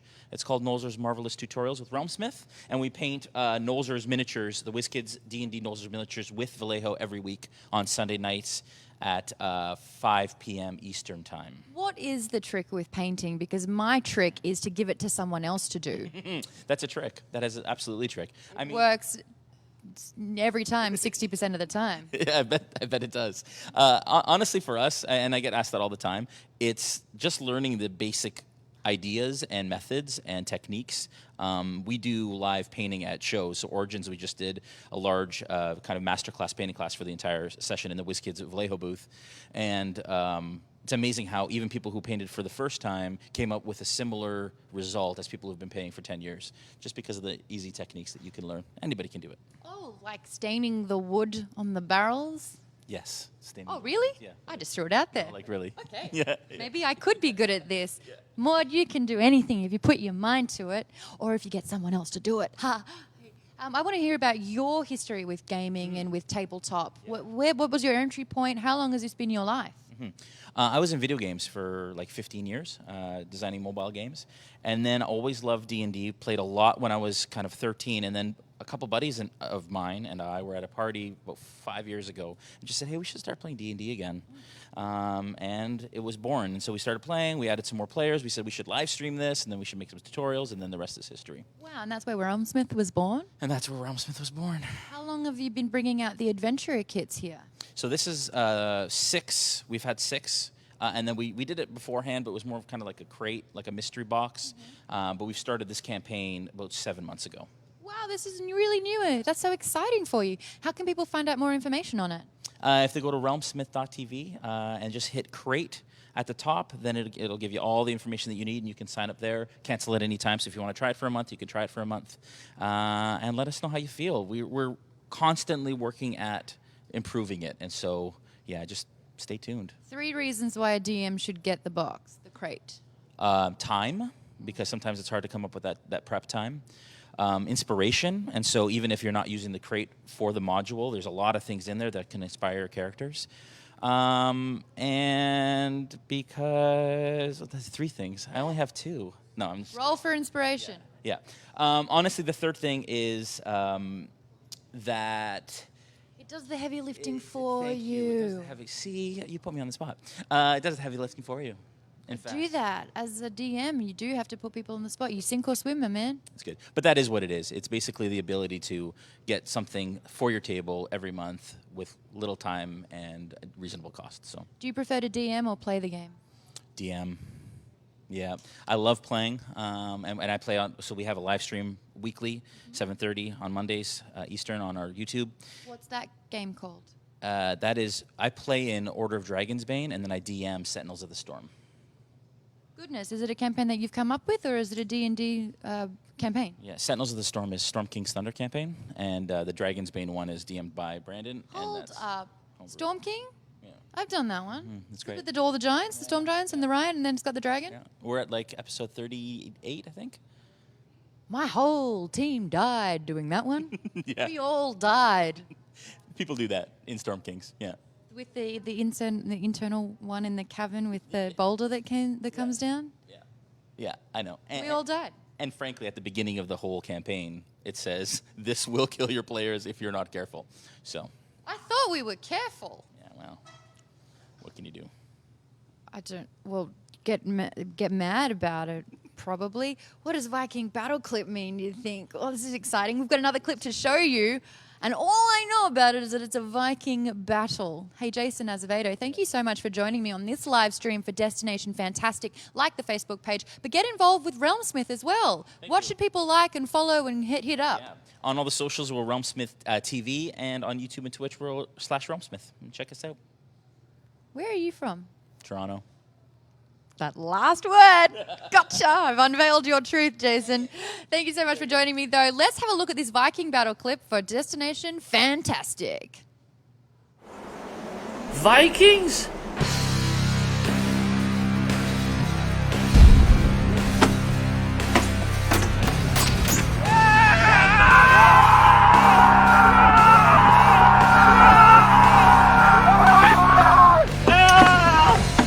I freaking love Vikings! I see Valkyries.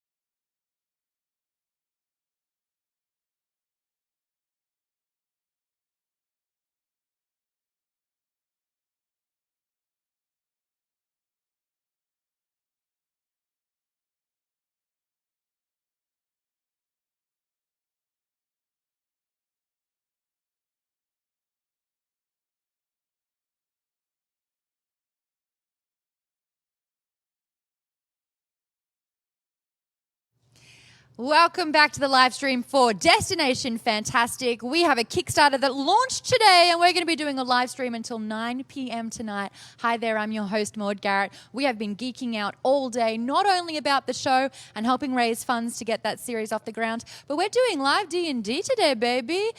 Joining me and the man who knows a lot about D&D, it's Peter Adkison. How are you? I'm good. How are you? Good. I've just been learning about you in a crash course, and can I just say I'm already fangirling out of the things that I'm learning. This is awesome. You founded Wizards of the Coast. You helped publish Magic the Gathering. You are the owner of Gen Con now. Yeah, yeah, that's me. That's me. Yeah. Hi. Hi. So this is amazing. I don't even know where to start with this, but let's talk about how I guess you got into the tabletop and gaming arena way back in the day. Oh yeah, since I was a little kid, started playing war games with my dad. You know, playing D&D. I think in the late '70s, and loved D&D so much that 1990 I started Wizards of the Coast to originally to publish Dungeons and Dragons modules, and then I met Richard Garfield, and he had other ideas. So yeah, Magic the Gathering being. So I remember playing Magic the Gathering when I was a 9-year-old kid, tapping that mana like nobody's business. Is it kind of exciting to see D&D and the likes of Magic the Gathering grow as much as it has been? Oh, it's fabulous. It really is. You know, I love Magic the Gathering. I think Magic and D&D are the two best games ever made, and I feel it's a great honor that I got to publish both of them at different periods of their lifespan, and they're going strong. I love the fact that both games are still really popular and connect with lots of people and connected with new generations. Have you noticed the ebbs and flows of popularity with D&D? Because it's kind of coming into its own again in this last decade, really. Why do you think that is? And have you noticed the trends happening? Well, yeah, I think I noticed it as Gen Con also because, you know, it started about 10 years ago. There ended up being this inflection point, sort of a geek wave, if you will, where our lifestyle of tabletop games and geeky stuff became really popular, you know, and with shows like Big Bang Theory and people like Vin Diesel and Will Wheaton and people coming out and promoting it, the social media, Twitch, there's so many things that have coalesced around this, the popularity and helped driven the popularity of Magic and D&D. That's just fantastic, you know, as a geek from the 70s, it warms the geek heart. Yeah. And also the introduction of technology assisting and aiding a lot of games. That's like, right. but you know, in the late 70s, there was no way that you could play the same game simultaneously with people around the world. What's some of the things that's happened in the last sort of 10 years that are super exciting for you to see this flourish and grow? Well, I think it is connected to the growth in that there's just so much more acceptance of it, right? When when I was a kid, there was nothing cool about playing Dungeons and Dragons in 1978. Well, we thought it was cool, but the rest of the world hadn't figured out it was cool. So now it's cool that the rest of the world has figured out that what we love to do is a really cool activity. And so I think that helps because the kids, especially who are playing it, are doing something that is more accepted, and if they feel better about themselves, for doing that. You don't have to be ridiculed for it anymore. It's something that everyone can enjoy, and that's fantastic. I also want to quickly talk about Gen Con. How do people get involved in that, and how can they find out more about it? And give me the spiel. Well, Gen Con, the best 4 days in gaming, is in Indianapolis. It starts this year on August 1st. We're expecting another record-breaking year. How many people are we talking here? Over 65,000 unique attendees. It's now officially the biggest tabletop gaming convention in the world. And so come and check it out. Fantastic. And what else are you working on at the moment? So I spend actually most of my time working on Chaldea, which is a fantasy web series, World of Chaldea, Chaldea, if I can be so forward. Plug. So it is, we have a website, www.worldofchaldea.com, is a fantasy story told in a mixture of film and comic book art. The series will launch in summer 2020, but there is a pilot test of concept type episode up on our website. So, yeah, come check it out. And you're going to be playing D&D today as well. I think we're starting at 1 o'clock, which is really, really soon. But you're going to be in Satine Phoenix's game for the Ice campaign. Have you got a character prepared? I do. Haas. I came in costume. Yeah. Haas, he's a cowboy. From some faraway land called Idaho and woke up in a fantasy world. The only other Haas I've ever come across is in the Dresden Files, and it's his mentor that calls Harry Dresden Haas, but that's actually quite funny. How do you spell that? HOSS, of course. That makes absolute sense. So you're going to be in there. We're going to be watching that one live from 1 o'clock with Satine Phoenix DMing that game. While you're at it, though, jump on to kickstarter.com/projects/Destination Fantastic. Make a pledge towards this series coming to life. We're going to take a little quick break, and we'll be back with that game at 1 o'clock. Thanks for joining me, Peter. Absolutely. Thank you for having me, Maud.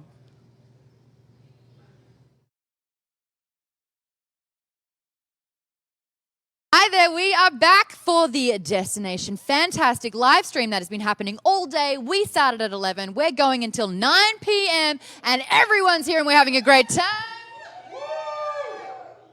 Hell yeah. What up? I am your host today, Maud Garrett. We've got a little bit of housekeeping to do because some people have been really, really brilliant with helping put today on. We just had our very first D&D game that was DM'd by the effervescent Satine Phoenix. She did the ice round, and tell you what, a great battle did ensue with some stalactites and stalagmites. They're all dancing about this one.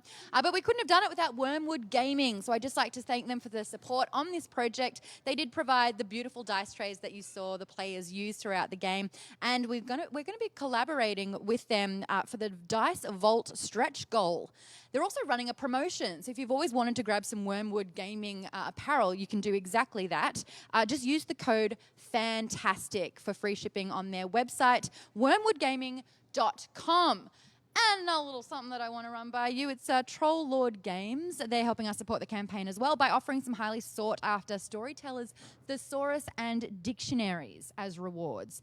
Now, they are an American publisher of role-playing games based on fantasy and sword and sorcery themes, the Crusader magazine, and other board/dice/card games. They've done some amazing things within the D&D community since 2001, so if you want to get your hands on those, make sure you check out the Kickstarter. That is at kickstarter.com/projects. Yes, I say projects because I'm Australian, /Destination Fantastic. We do have another D&D game that is happening. It's going to be DM'd by Stefan, who has been here all day. You just saw him in the first game. He's going to come back on board to get the fire round going. And speaking of fire, flame on right now. I've got Jen Page here with me. Hey, Jen. Hello. You're a busy girl, and you've been in the gaming and the D&D community for a long time now. You do it all. You have a podcast, you're an actress, you're a model, you make mermaid tales. There's nothing that you don't do. So let's talk a little bit about what you're doing at the moment. Well, let's see. Right now I have a podcast going on right now, and it's called Odd Tonic. And it's a weekly podcast where me and my co-host, Maxwell, invite you into the parlor, and we tell true stories of weird science, strange history, and spooky phenomenon. I love that. I feel like everyone's got a ghost story, and I get so scared so often, but I love hearing them. Apparently, I brought a ghost home one time. Oh, really? Yeah. Oh, you know, we have that in common. You did too? Yes. Did you talk about it on Odd Tonic? Actually, the very last episode we did, I did talk about it. So that's really funny that you brought that up. If people want to listen to your podcast, where can they find that? Well, you can go to our Facebook page. It's facebook.com/oddtonicsociety. And there's 19 episodes already up, and you do that every week, right? Yes, and we really love to focus on the storytelling. We just don't find the first link that we find on Google and regurgitate the page. We actually really love to get into the heart of the story and focus on the production quality of things and just really reclaim the humanity of it back so that it's not just being, have your pants scared off, which is fun, right? So fun. But that's why I wear dresses, because the pants have been constantly scared of me. But we really like to bring that human element back into it and really make people realize that the world is a very big place and it's very magical and weird, and it makes you think about things differently. And that's so actually after listening to our podcast, you kind of feel good, you know. And life's not so bad. Yeah, and who can say that about paranormal podcasts, you know? Yeah. So, yeah. Fine. If you don't want to sleep over again, it's a really good listen too. Let's talk about your relationship with Dungeons & Dragons as well. When did you start? What edition was it? And tell us about the character that you're going to be playing this afternoon. Oh, sure. I started with first edition. For all through high school, I tried to find a gaming group, and I could not find one. It wasn't until my mid to late 20s where I finally found a really great gaming group, and we played first edition with second edition modifiers. And I love playing a thief. But in this campaign, Stefano is having me play a ranger, so that'll be exciting and new for me. I actually do have a ranger/bard, and I've got an assassin/arcane archer, and she is formidable. Love her. But what's your character's name this time? Oh, her name is Vane. V-A-N-E. What's her race? We know her class being a ranger. Yeah, she's an elf. Mm-hmm. That makes a lot of sense there. How do you know Stefan? I met him through Peter Atkinson a couple years ago, and actually I helped out with the voiceover for the DVD of Dwarvenaut. That's cool. So you're a voice in a documentary? Oh, just the behind-the-scenes DVD commentary. That's right. It was a lot of fun. Let's talk about the being a mermaid expert. How does one get that kind of skill set and the tales? Oh, yeah, that took a lot of time. It started as a fantasy photography project, and I couldn't find anyone, again, who could help me make mermaid tails, so I had to teach myself, learn online tutorials. I started with fabric tails, then I started teaching myself mold making, and now I can make realistic latex tails or silicone tails, and I've been doing it for about 7 years now. Do you have a specific website for that? Oh yeah, mermaidmystic.com is where you can find my work. You're just the kind of gal who does it all. I absolutely love and appreciate that. Well, life is just so short. You have to do everything, right? And it's really important to just go after your passions. Perfect. We actually have a clip that we're going to throw to you right now. It's the LA Tolkien premiere. Enjoy that one. Thanks, Jen, for joining us. Oh, thank you for having me. This is a really good way to start this journey. Yes, we're going to see the same things that inspired Professor Tolkien, the old tales and the frost giants and the dwarves and the elves. So go forth. Yes. To Iceland! To Iceland!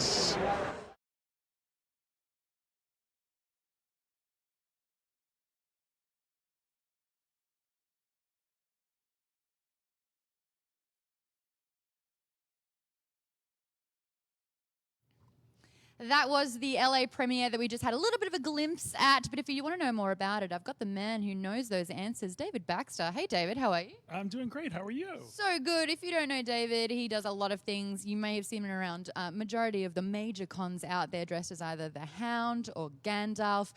You've done Vader as well. Oh, yeah, I've been doing cosplay since before it was called cosplay. Before the dawn birthed over the plains. It's true. It's true.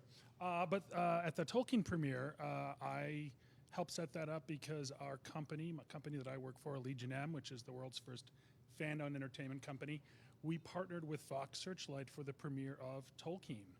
And it was awesome. We had Nicholas Hoult. We had George R. R. Martin doing the... I'm sorry. Yeah. Anyway, doing the Q&A. It was a fabulous night, and it was so cool because it was like on the first step of Stefan and Satine's trip for their destination Fantastic. They stopped in LA, went to the premiere, and then took off. Now, this obviously is why we're here. Destination Fantastic is a fantasy-based travel show where Satine and Stefan travel the world, basically exploring folklore behind amazing places. The first episode, Iceland, is where they went to. They were dropped inside a volcano. They looked at some incredible things. We were hearing about it all morning. And we need to raise funds to get that show up and running because it is a huge project. Kickstarter.com/projects/Destination Fantastic. There's a little teaser trailer up there if you want to check out what you're getting into. It's really incredible. The idea of traveling the world to get inspiration for role-playing games, I think is a genius idea. And the two of them are just so electric and infectious. I think people are going to love this show, and you should check out the Kickstarter. You've been gaming for a long time now, haven't you? Tabletop, D&D, you name it. Yeah, well, it's interesting. I started playing D&D around between 1976, 1977, at the very beginning of the game when there was just a box set, a white box set. And I got really into it, going to all the Gen Cons and, got to meet Gary Gygax and Dave Arneson and all those people. And later in life, I had sort of drifted away from role-playing because I had come out to Hollywood and it was more about storytelling. But luckily, I got to meet Satine Phoenix, and she reintroduced me to the new world of Dungeons & Dragons in 5th edition. So it's been a transition because I'm, ADD 1st edition guy, but I'm really liking 5th edition too. Old school becoming new school. That's awesome. Hey, Legion M's been doing some really massive things lately, and they're going to have a presence at Comic-Con again this year. Let's talk about some of the big things that have happened. Well, the most exciting stuff is what's happening right now. We have 2 films going to be coming out this fall. One of them you may have heard of. It's called Jay and Silent Bob Reboot, which is a sequel to Jay and Silent Bob Strike Back, which of course is a sequel to Clerks and all of the other Kevin Smith universe stuff. And it is hilarious and has some incredible cameos. I can't wait for everybody to see that. And then when we were at Sundance this year, Legion M with Screen Media picked up an incredible documentary called Memory, the Origin of Alien. And if you don't know, it's the 40th anniversary of Ridley Scott's, in my opinion, masterpiece. When I saw Alien, I was 16 years old, and there was a guy next to me that during the chest burster scene projectile vomited onto the seat in front of him. And luckily there was nobody in that seat, or it would have been really bad. But that memory is burned into my mind. And I'm a huge Alien fan, so I'm very, very excited that we're working on both those projects. If you haven't seen some of our other films, check out Mandy, which is Nicolas Cage, and in the most Nicolas Cage movie you will ever see. And also Colossal with Anne Hathaway, and David Tennant's film Bad Samaritan. So check out Legion M. We're owned by fans. And people can actually become an investor for the company, can't they? Yes. So during the year, once or twice a year, we actually do an offering where you can buy shares, and so that you actually are a part owner of the films that we get involved in. And keep your eye out there. Right now we don't have an offering open, but this could happen soon. Get involved, check out the company. To bring things back to Destination Fantastic, if you could go anywhere in the world and explore its history, where would you go?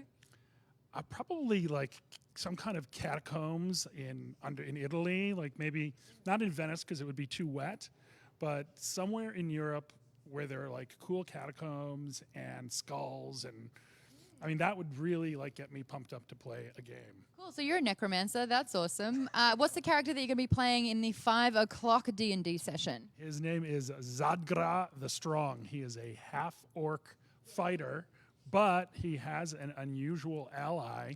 He has a sentient sword named Marcy, who appears to be from Brooklyn. We were talking about sentient swords and how the first one that we both discovered in geek culture was Drizzt Do'Urden's sentient sword, and I remember reading that being like, this is awesome! David, thank you so much for joining us here. Where can people check out Legion M and all the great stuff happening? www.legionm.com. You can find us also on Facebook. And if you want to look at my cosplay, go to Larger Than Life Cosplay on Facebook or Instagram. Perfect. Thank you so much. We're going to do a little switcheroo in the chairs here because I don't know if we're going to do another trailer. Viv! You still eating? She's like literally about to put, Jason, you come here. We've got a bunch of great interviews with a lot of the cast that you just saw on D&D just then. We're going to play a switcheroo on the chairs. Dave, thanks again. James, come on in. Changing cards. Guys, please give it up for Jason Charles Miller. You know him as a singer-songwriter and a voice actor. He is the lead singer and guitarist of Godhead, which is doing some great things at the moment. You got a new video. I do, yeah. Tell me about it. For me, yeah, so it's actually for my solo record. Oh, this is completely different. You're just a busy, busy boy. Yeah, it's called Get Thee Behind Me, and it comes out on the 19th. And you're going to be doing some fun things at Comic-Con potentially too, huh? We're releasing the video. You're doing... I'm on a panel for Geek and Sundry, the All Things RPG, E standing for entertainment. So I actually wondered what that was about. yeah, I did too at first, and then I had to ask. I was like, "What's the E? Entertainment?" Oh, okay, I got it. You also starred in. We did today. Yeah, exactly. We also saw you star in was Project Alpha, now Geek and Sundry's Thrashtopia 2. Right, which just came out every Monday at 8. I'm in one of the episodes. You are. You're in episode 3. I had a Mordhawk, like a mohawk, but on my head. And what else is going on in your life? You do a lot of voice acting stuff, and you've actually achieved some amazing milestones there. Avatar: The Last Airbender, a little bit of Legend of Korra as well. What's some of the stuff that you're doing?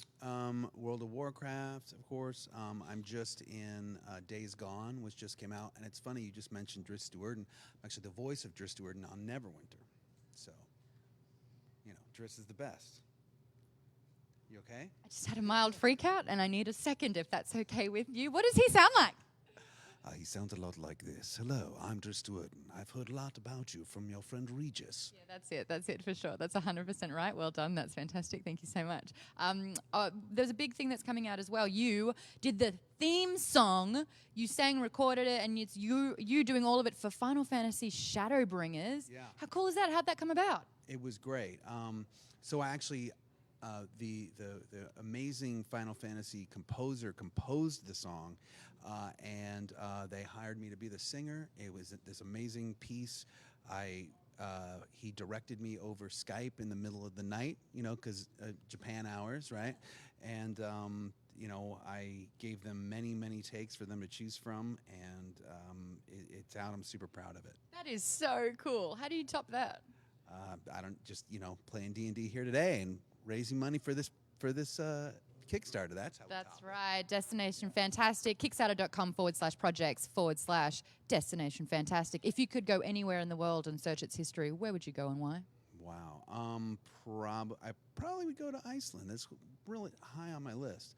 But number one is probably New Zealand to go to. Fake Middle Earth. Hobbiton. Have you done it? Gotta go. I haven't. Neither have I, and I love New Zealand, and I've been there a bunch of times. I'm just too distracted with this island called Waiheke Island, where it has over 150 wineries and like on that tiny little place. So Shouldn't it be called Waikiki Island? it should. We'll call it that. So if you head to New Zealand, make sure you swing by there as well. I want to know as well, what does the rest of the year look like for you, and what are you most excited about? I'm going to be going on tour starting August 20th to about 35 cities. I'll be on the road for a month, and you know, everywhere from Wichita, Kansas to Denver, Colorado to, you know, Albany, New York to Dallas, Texas. Just go to my website, jasoncharlesmiller.com, and you can see them all listed there. Get some tickets and head over and see him live. It's a real treat. You've got to do it. It's something that you have to do before you die. And lastly, you're going to be playing the 5 o'clock round of D&D, the Fire round. What's your character? Tell me about him or her. No, I'm not. Oh, you're not? No, Why? the early one. Oh, you did too. You were in the ice round. So tell me about what happened there. Yeah, I died. Well done, Maud. I died, I think, 3 times. Dude, I'm so sorry. Yeah, but I survived at the end. Did you really, though? Yeah. Do you really survive if you die 3 times? I had 1 hit point. Well, I was knocked unconscious 3 times. How about that? So you basically were passed out while everyone else battled valiantly. Yeah, the final battle, basically, I was passed out after round 2, I believe. Who was the MVP of that game? Oh, for sure. Actually, you know, honestly, it was well balanced, but the MVP, the killing blow, was done by Stefan. So, you know, he's the MVP for sure. He doesn't even care. Well done, you hero, you. Yeah, you crushed it. Cool. He's eating a burger. I will say Vivka summoned an elephant that partially trampled the dragon. So that was she's co-MVP. That's so Ghost, isn't it? I'm going to be having a chat with her about that character too, because it's one of my favorite D&D characters I've ever had the pleasure of playing with. But right now, we're going to have a little glimpse of what Destination Fantastic is all about. The two, Satine and Stefan, did go to Iceland and they checked out the glaciers. Have a look.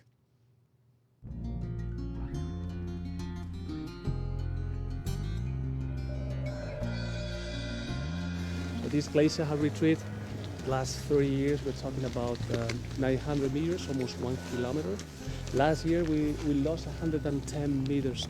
So what we have here is absolute evidence that global warming is real. Oh yeah, indeed. I mean, we're seeing this. Oh yeah, indeed. Big changes here. Sometimes when I'm back to this glacier, I cannot recognize it anymore. Wow. I have a feeling there's going to be some ice adventures in the future. A lot of skill checks. Yeah.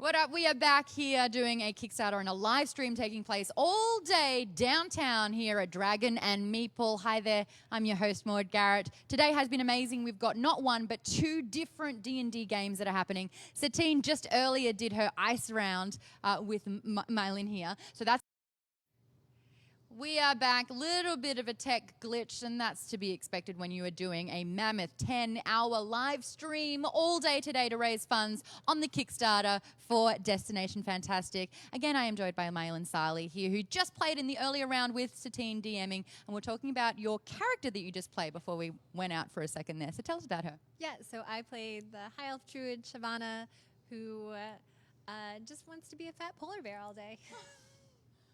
Fantastic. I feel like I personally relate to this. Yeah, I did too. Like, really just not a stretch for me. I love the fact that, it was the ice round and you were doing the polar bear. That's so fitting. Was that planned?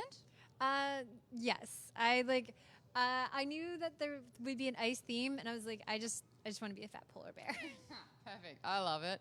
You've been very, very busy lately. We were just chatting with James Charles Miller, who's released his new, or will be releasing his new video for Get Thee Behind Me, July 19. But you're actually in the music video. Music video. How cool is that? And it was a last-minute addition. Yeah, so my friends forget that I can ride a motorcycle. But I happen to be able to ride a motorcycle and dance, and so those were the requirements needed for this. And what's the whole video clip about? I don't know if I'm allowed to talk about it. Jason, am I allowed to talk about what happens in the video? Gloss over. I'm one of the horse women of the apocalypse. That's tight. That is that's awesome. like a good tease. July 19 for that one. And you've also got some GoFundMe campaigns coming out as well, something that you've been working on, which is super new. So my birthday is July 15th. It's on Monday, and I have a campaign launching tomorrow. For those of you that don't know, I actually am a mermaid sometimes. And so Jen Page, who does Mermaid Tales? Maybe. Possibly. I'll have to talk to her about it. There's like 2 mermaids in this room. That's amazing. But and you can go on my Instagram and see photos. I specialize in underwater modeling and mermaid modeling, and I'm actually going to be traveling the world to both Singapore and Europe this summer to go do some really amazing photo shoots, which I've all funded myself. But this is about, it's my birthday. People want a thing. I don't need stuff, so if people want to donate to that, that'd be awesome. Or donate to this and support Steam. Yeah. There's a bunch of great content that's coming out, and it's all about doing exactly what you want to do and not having someone else tell you what you should be doing, and that's important. So where could people find more information once it launches on Monday? So you guys can find all that information on my Instagram, Twitter, which is just my name, Mylin Sarli. But yeah, I'll be posting all about that tomorrow. You're literally a global mermaid. That is so cool. I'm a global mermaid. There must be so many hard things to do underwater, though, because like every time I go underwater, I didn't realize this until for the first time one Christmas, my brothers and I all got goggles to look underwater. Apparently, I use my top lip to block my nose when I dive underwater. No way. Yeah, that doesn't look good at all. You know they have like clear nostril plugs that you could use. Not this gal. So is that the trick with it all? Because like, how do you just? I don't personally need them, but I mean, I've spent years as an underwater model. It's a lot. There are photos that I've shown people that they think are composited or photoshopped, and they're pretty much raw out of the camera. It's taken. I'll show you one after this. That's pretty insane. I am so excited for that one. Do support that. And speaking of Destination Fantastic, that is why we're here. 2 live D&D games with all your favorite D&D players as well. We just saw Mylin in that one. We've got Fire coming up with Stefan Picconi, which is going to be absolutely amazing. But if you do want to get more information about Destination Fantastic or go on the Kickstarter for that one, head to kickstarter.com/projects/Destination Fantastic, or jump onto the Facebook page, the Twitter, the YouTube, press like, follow, subscribe on all that good stuff. And if you want to check out a little teaser of what you can expect in the first episode, it'll be right here for you. Iceland! To Iceland! Oh my god, that is awesome! I pictured Thor's hammer to be bigger, but this is where the source of where everything comes from. That's why we're so excited to be here. We're gonna seek the origins and the old tales, and the frost giants, and the dwarves, and the elves. I have storytelling ideas coming out of my ears right now. I know. Whoa, whoa! Let's go inside the volcano, guys. Let's hope we don't anger any Balrogs. Stefan, I'm afraid of heights. This is nuts.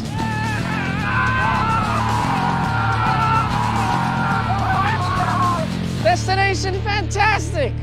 Where are we going next? Let's roll for it.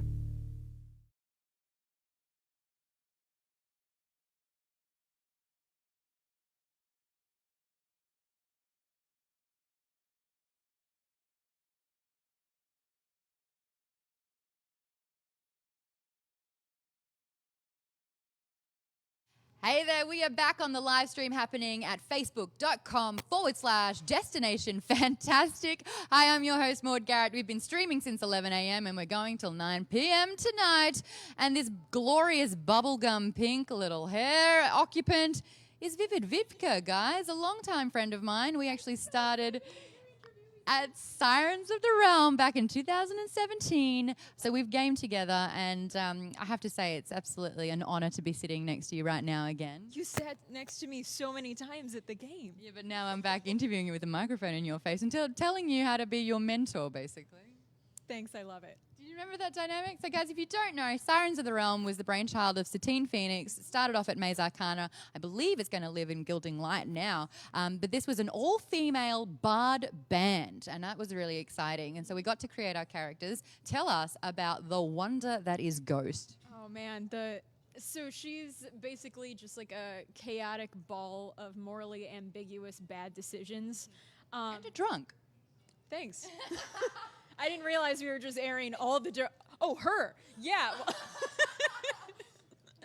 Yeah, so Ghost still drinks heavily, even more so now that Shadow's gone, because no one will tell her no. But yeah, she just... I love playing a character with really low intelligence, because that's fun gaming. You literally roll for, like, story. Like, in the last game that we just played... Jason left out quite a bit. He said that he died 3 times. I killed him twice. And how and why? I accidentally.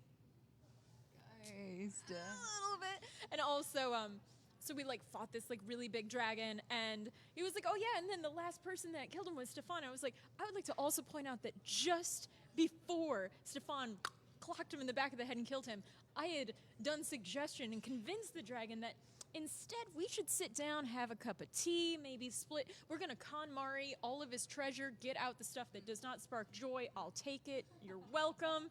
And the dragon looks at me and is like, I would like some tea. And then, boom. Crit killed my friend, and I was like, we were having tea. But yeah, it was a Mad Cat game. It was so fun. And Ghost is really fun to play. And you have been playing Ghost for 3 years now, right? Goodness, yes. Ever since we played. That's like 2.5 years? I guess that's 2.5 years. Also, I had a really cool experience where Dungeons & Dragons made me their official NPC. I am Ezvele Rajnar, a.k.a. the Black Viper. How long did it take you to get that name down? Oh, I got the costume down before I got the name. I had to, like, low-key, like, go in and be like, can someone, like, tell me how exactly to say this? One more time, how does it go? Ezvele Rajnar. Ezvele Rajnar. I've sneezed like that before. I think, yeah. But what is this character? She is an NPC that was mainly released with Waterdeep, like super awesome rogue. Basically, I mean, super awesome rogue, not super awesome person. But basically, she, you know, her family's name is kind of like dragged through the dirt, kind of slave thing. But she put on the guise of the Black Viper, which is kind of like this folklore thing to like go around and like shake things up. Like and the Dread Pirate Roberts. Kinda, yeah. You have it. Like, kind of like Dread Pirate Roberts meets like a little bit of Robin Hood, but she's not giving anything back to the poor. She's just taken. Yeah, she more just so she has something to talk about over like noble brunch the next day. Okay. But yeah. So when we did this round, we were all bards, and a lot of the part about that was having a musical instrument and performing a lot. Now, you'd never sung publicly before starting this, and now you've actually recorded the theme song, right? I don't think we've actually. I mean, yeah, we did. We recorded it at the D&D Live, but yeah, I've like now sang on lots of episodes in front of lots of people, done live performances and everything, and be sure I am terrified every single time. Doesn't stop you from rapping Knife Knife Baby, something that Ice Knife Baby. Ice Knife. I will never ever be able to let that go because it's one of my favorite things in the world. I could literally do it right now. I'm not going to, but I could. Don't you dare say that without doing it. Stop rolling your dice and listen. Ghost is back with this new alliteration. Something grabs a hold of me tightly. I'm shaping that water daily and nightly. Will it have stopped? Yo, I don't know. Something with my hair and I glow. To the extreme, I'll ice up like a vandal. Burning up the stage with my 4 magic candles. Caleb, punch your face and go boom. Ash, can't even hold a tune. Shadow, thunder, a sweet melody. Anything less than the best is a felony. Love us or leave us, get out of our way. I can't remember the past that, but it was really close. I was Shadow. I was a star elf. I was a ranger, I believe. But immediately we made this dynamic where I was obviously very old and I would speak like this and I was so learned and I had acquired knowledge. And so I became almost like the mentor. And every time you went to drink, I would be like, what are you doing? And I'm like, Anyway, we had a blast doing that one. You can check out a lot of the Sirens of the Realms episodes. That's been going on for 3 seasons now. So jump onto YouTube, search that one, get involved. If people want to follow what you're doing, where can they go as well? So I am Vivid Vivka. That's VIVID VIVKA. Vivka, not Vivica. Vivka. I know it's difficult. Everybody does it wrong. VIVKA. But I am all over every single internet there is. I'm on Instagram, I'm on Twitter, I'm on Facebook, I'm on Patreon. But yeah, Vivid Vivka. You do a bunch of cosplay as well, and you're getting into armor work, which is really cool too. I've been doing armor work for a while. I'm heavily into LARP these days. I'm going full nerd. I LARP quite a bit. I LARP at a Twin Mass, which is like a high fantasy one where I play a half crow woman named Chance, who kind of talks like this, and she's like kind of a healer, also kind of morally ambiguous. But I'm about to do Dystopia Rising NorCal, which is a post-apocalyptic zombie like horror survival LARP. I'm so excited. But yeah, I'm building my costume for that right now. That's amazing. Definitely check out her stuff there. Vivid Vivka. It's been absolutely lovely chatting with you again. I miss you. We've got a lot still to come, though. Next, though, you've heard of Stefan Picconi a lot. He is the CEO and head of Dwarven Forge, a lot of the terrain building that you see in D&D. And while he was in a Nordic Viking hall, he decided to do some sketches. So take a look at that.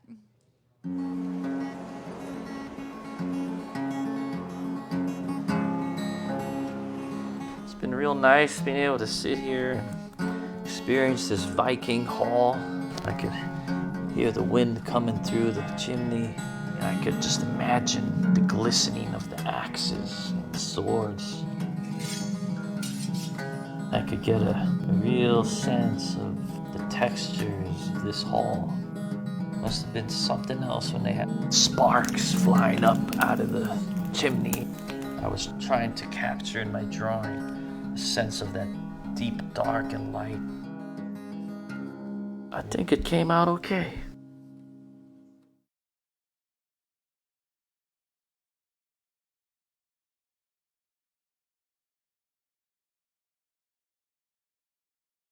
Well, this day just keeps getting better and better. Hi there, my name is Maud Garrett, host of today's epic 9-10 hour long stream, all celebrating Destination Fantastic, a brand new show that is travel meets fantasy, starring the lovely Satine Phoenix and Stefan Picconi. We are raising funds for that one. The Kickstarter went live today. Check it out, kickstarter.com/projects/Destination Fantastic. I've just found out today that we did have a giveaway part of the tier. For those that donated $500 or more, you entered it, and we've already given away one of the prize packs, the prize being a 6-month subscription to Realmsmith, the adventurer kit that we just saw earlier with Jason Azevedo. That's been gone. Well done, boss. -man. You are the boss man. You've got that coming your way. But if you want that, make sure you do donate over at kickstarter.com/projects/Destination Fantastic. We are talking all things D&D today. We had a game earlier with Satine Phoenix. We've got another one this afternoon with Stefan, jumping into the DM chair there.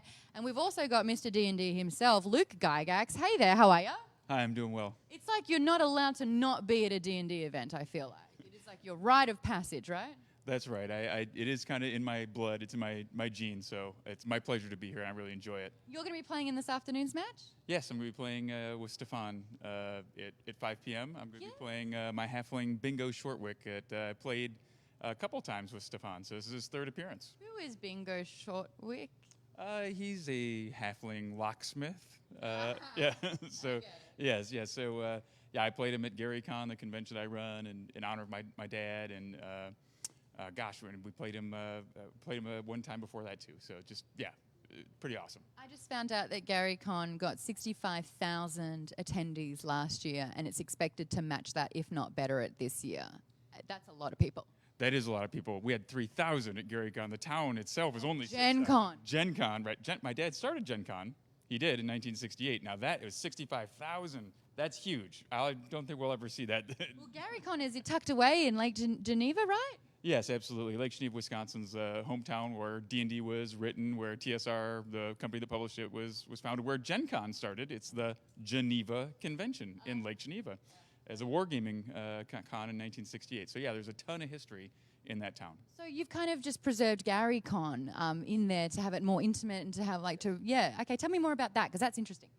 So my father passed away in 2008, and we had a gathering afterwards, like a wake or a memorial service, where people could just come and play games and tell their favorite stories about my dad. And we played the D&D cartoon and that sort of thing, and it was really cathartic for the family, and a lot of people enjoyed it.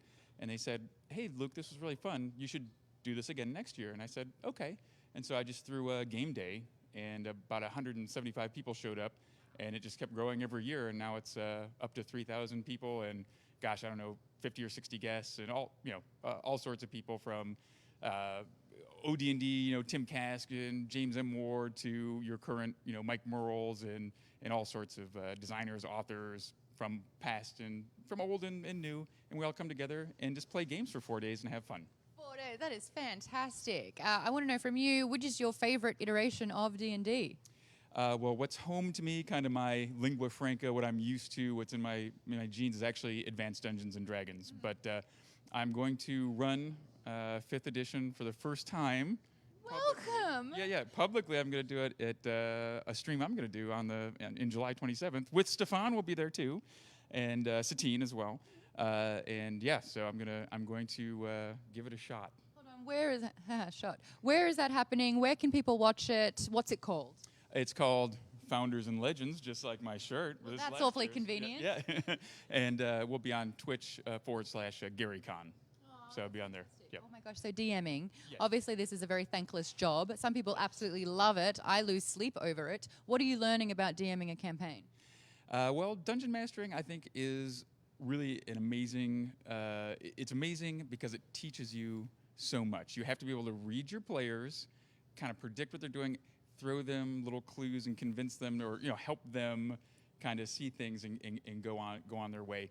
So you learn group dynamics, a little bit of leadership, descriptive, all the world building, plot development, and stuff like that. So it's really cool, and you get to be the one helping everyone have a great time. So it's very rewarding. That's not how I play. I want to make them as miserable as possible. I want to kill them every chance that I get, and every clue that I drop, they just don't see it at all until I'm screaming at them like a frustrated parent. I want to know from you as well, the dice are super important, or die, I should say, are super important in D&D. What are your favorite ones, and what do they look like? And do you have a lucky dice, and have you had to bury one? I've never buried a die. I don't have a favorite set of dice, but I tend to use the old school dice. Like from my dad left me a lot of dice. We had a lot of dice, so I took a couple bags of his dice, so I have those. How many is a lot? Well, gosh. I filled up a full dice bag of old dice that I just stole from my dad. So that's how I started my dice collection. And then theft. Yeah, absolutely. That's yeah. You're like a true-born rogue. I just borrowed them. That's what a locksmith would say. Exactly. This halfling, I understand what's happening here. I'm asking the question because we are celebrating Destination Fantastic here. If you could go anywhere in the world just to look into its history and folklore, where would you want to go and why? I really enjoy Egypt. So, and my dad loved Egypt too, and he wrote a lot of, when I was growing up, he wrote a lot of Egyptian adventure material, and there was always books out that were, with all these cool pictures and statues and, weird creatures and stuff. So I think I would like to go to Egypt, and a close second, also Greece. So it's kind of the ancient areas that those I think would be really cool. I absolutely love Egyptian and Greek mythology, big time. I think the story of Anubis and getting your heart weighed by the giant crocodile, that's absolutely fantastic. And your heart is weighed against a feather. Everyone went to hell in that generation, didn't they? They didn't stand a chance for that. Anyway, sun god, we worship you. I believe it's Ra. Oh, look at us go. We're all over it. We are going to chuck this camera on a little bit of a behind-the-scenes look while everyone gets ready to play the 5 o'clock session with Stefan Picconi, who's going to be DMing a very fiery version of this game. I've just seen Jason Azevedo, who is the head of Realmsmith that we were just plugging earlier, in his getup, and I just want him to almost come in and say, "Are you not entertained?" Jason, can we have a quick squiz at this? You can't dress up like that and not show it off right now. Look at this. Bounce, trickle, wow, wow. What's going on here?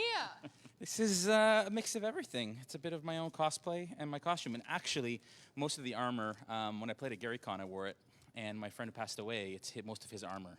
He actually took his own life in April, this past April. And so I'm wearing it to honor him here on the stream. Super poignant but really lovely as well at the same time. I feel like a lot of D&D is all about sort of like celebrating what was as well. So that's beautiful, guys. All right, 5 o'clock, gloves are coming off. The game will be on. Thank you so much for joining us. We'll be here partying out until 9 p.m. If you're in LA and you do want to drop by, head over to the Facebook page. There is an event there. RSVP, you can come along, have some drinks, shenanigans, enjoy the game. We are here at Dragon and Meeple downtown. Luke, thank you so much for joining us here. Good luck. Make me proud with the Huffling, okay? It was my pleasure. Thank you. Thank you. I'll tell you what, that is my time. We are done here. Thank you so much for joining me, letting me talk and interview a bunch of people today, and let me talk about Destination Fantastic. The Kickstarter was announced today. There are some milestones to hit. If you want to check out the tier system, remember there's a $500 prize up for grab if you do donate in that tier and above. There's a lot of great things that money will be making because the content is so important, especially when it's a geeks sharing their stories and allowing you in on the adventure as well. I'm going to let these guys prepare for the game. Thanks so much for joining me again. I'm Maud Garrett. You can find me at Maud Garrett on all social media and Geek Bomb on YouTube. Take care, guys. Be safe. Be safe. Be safe. Be safe.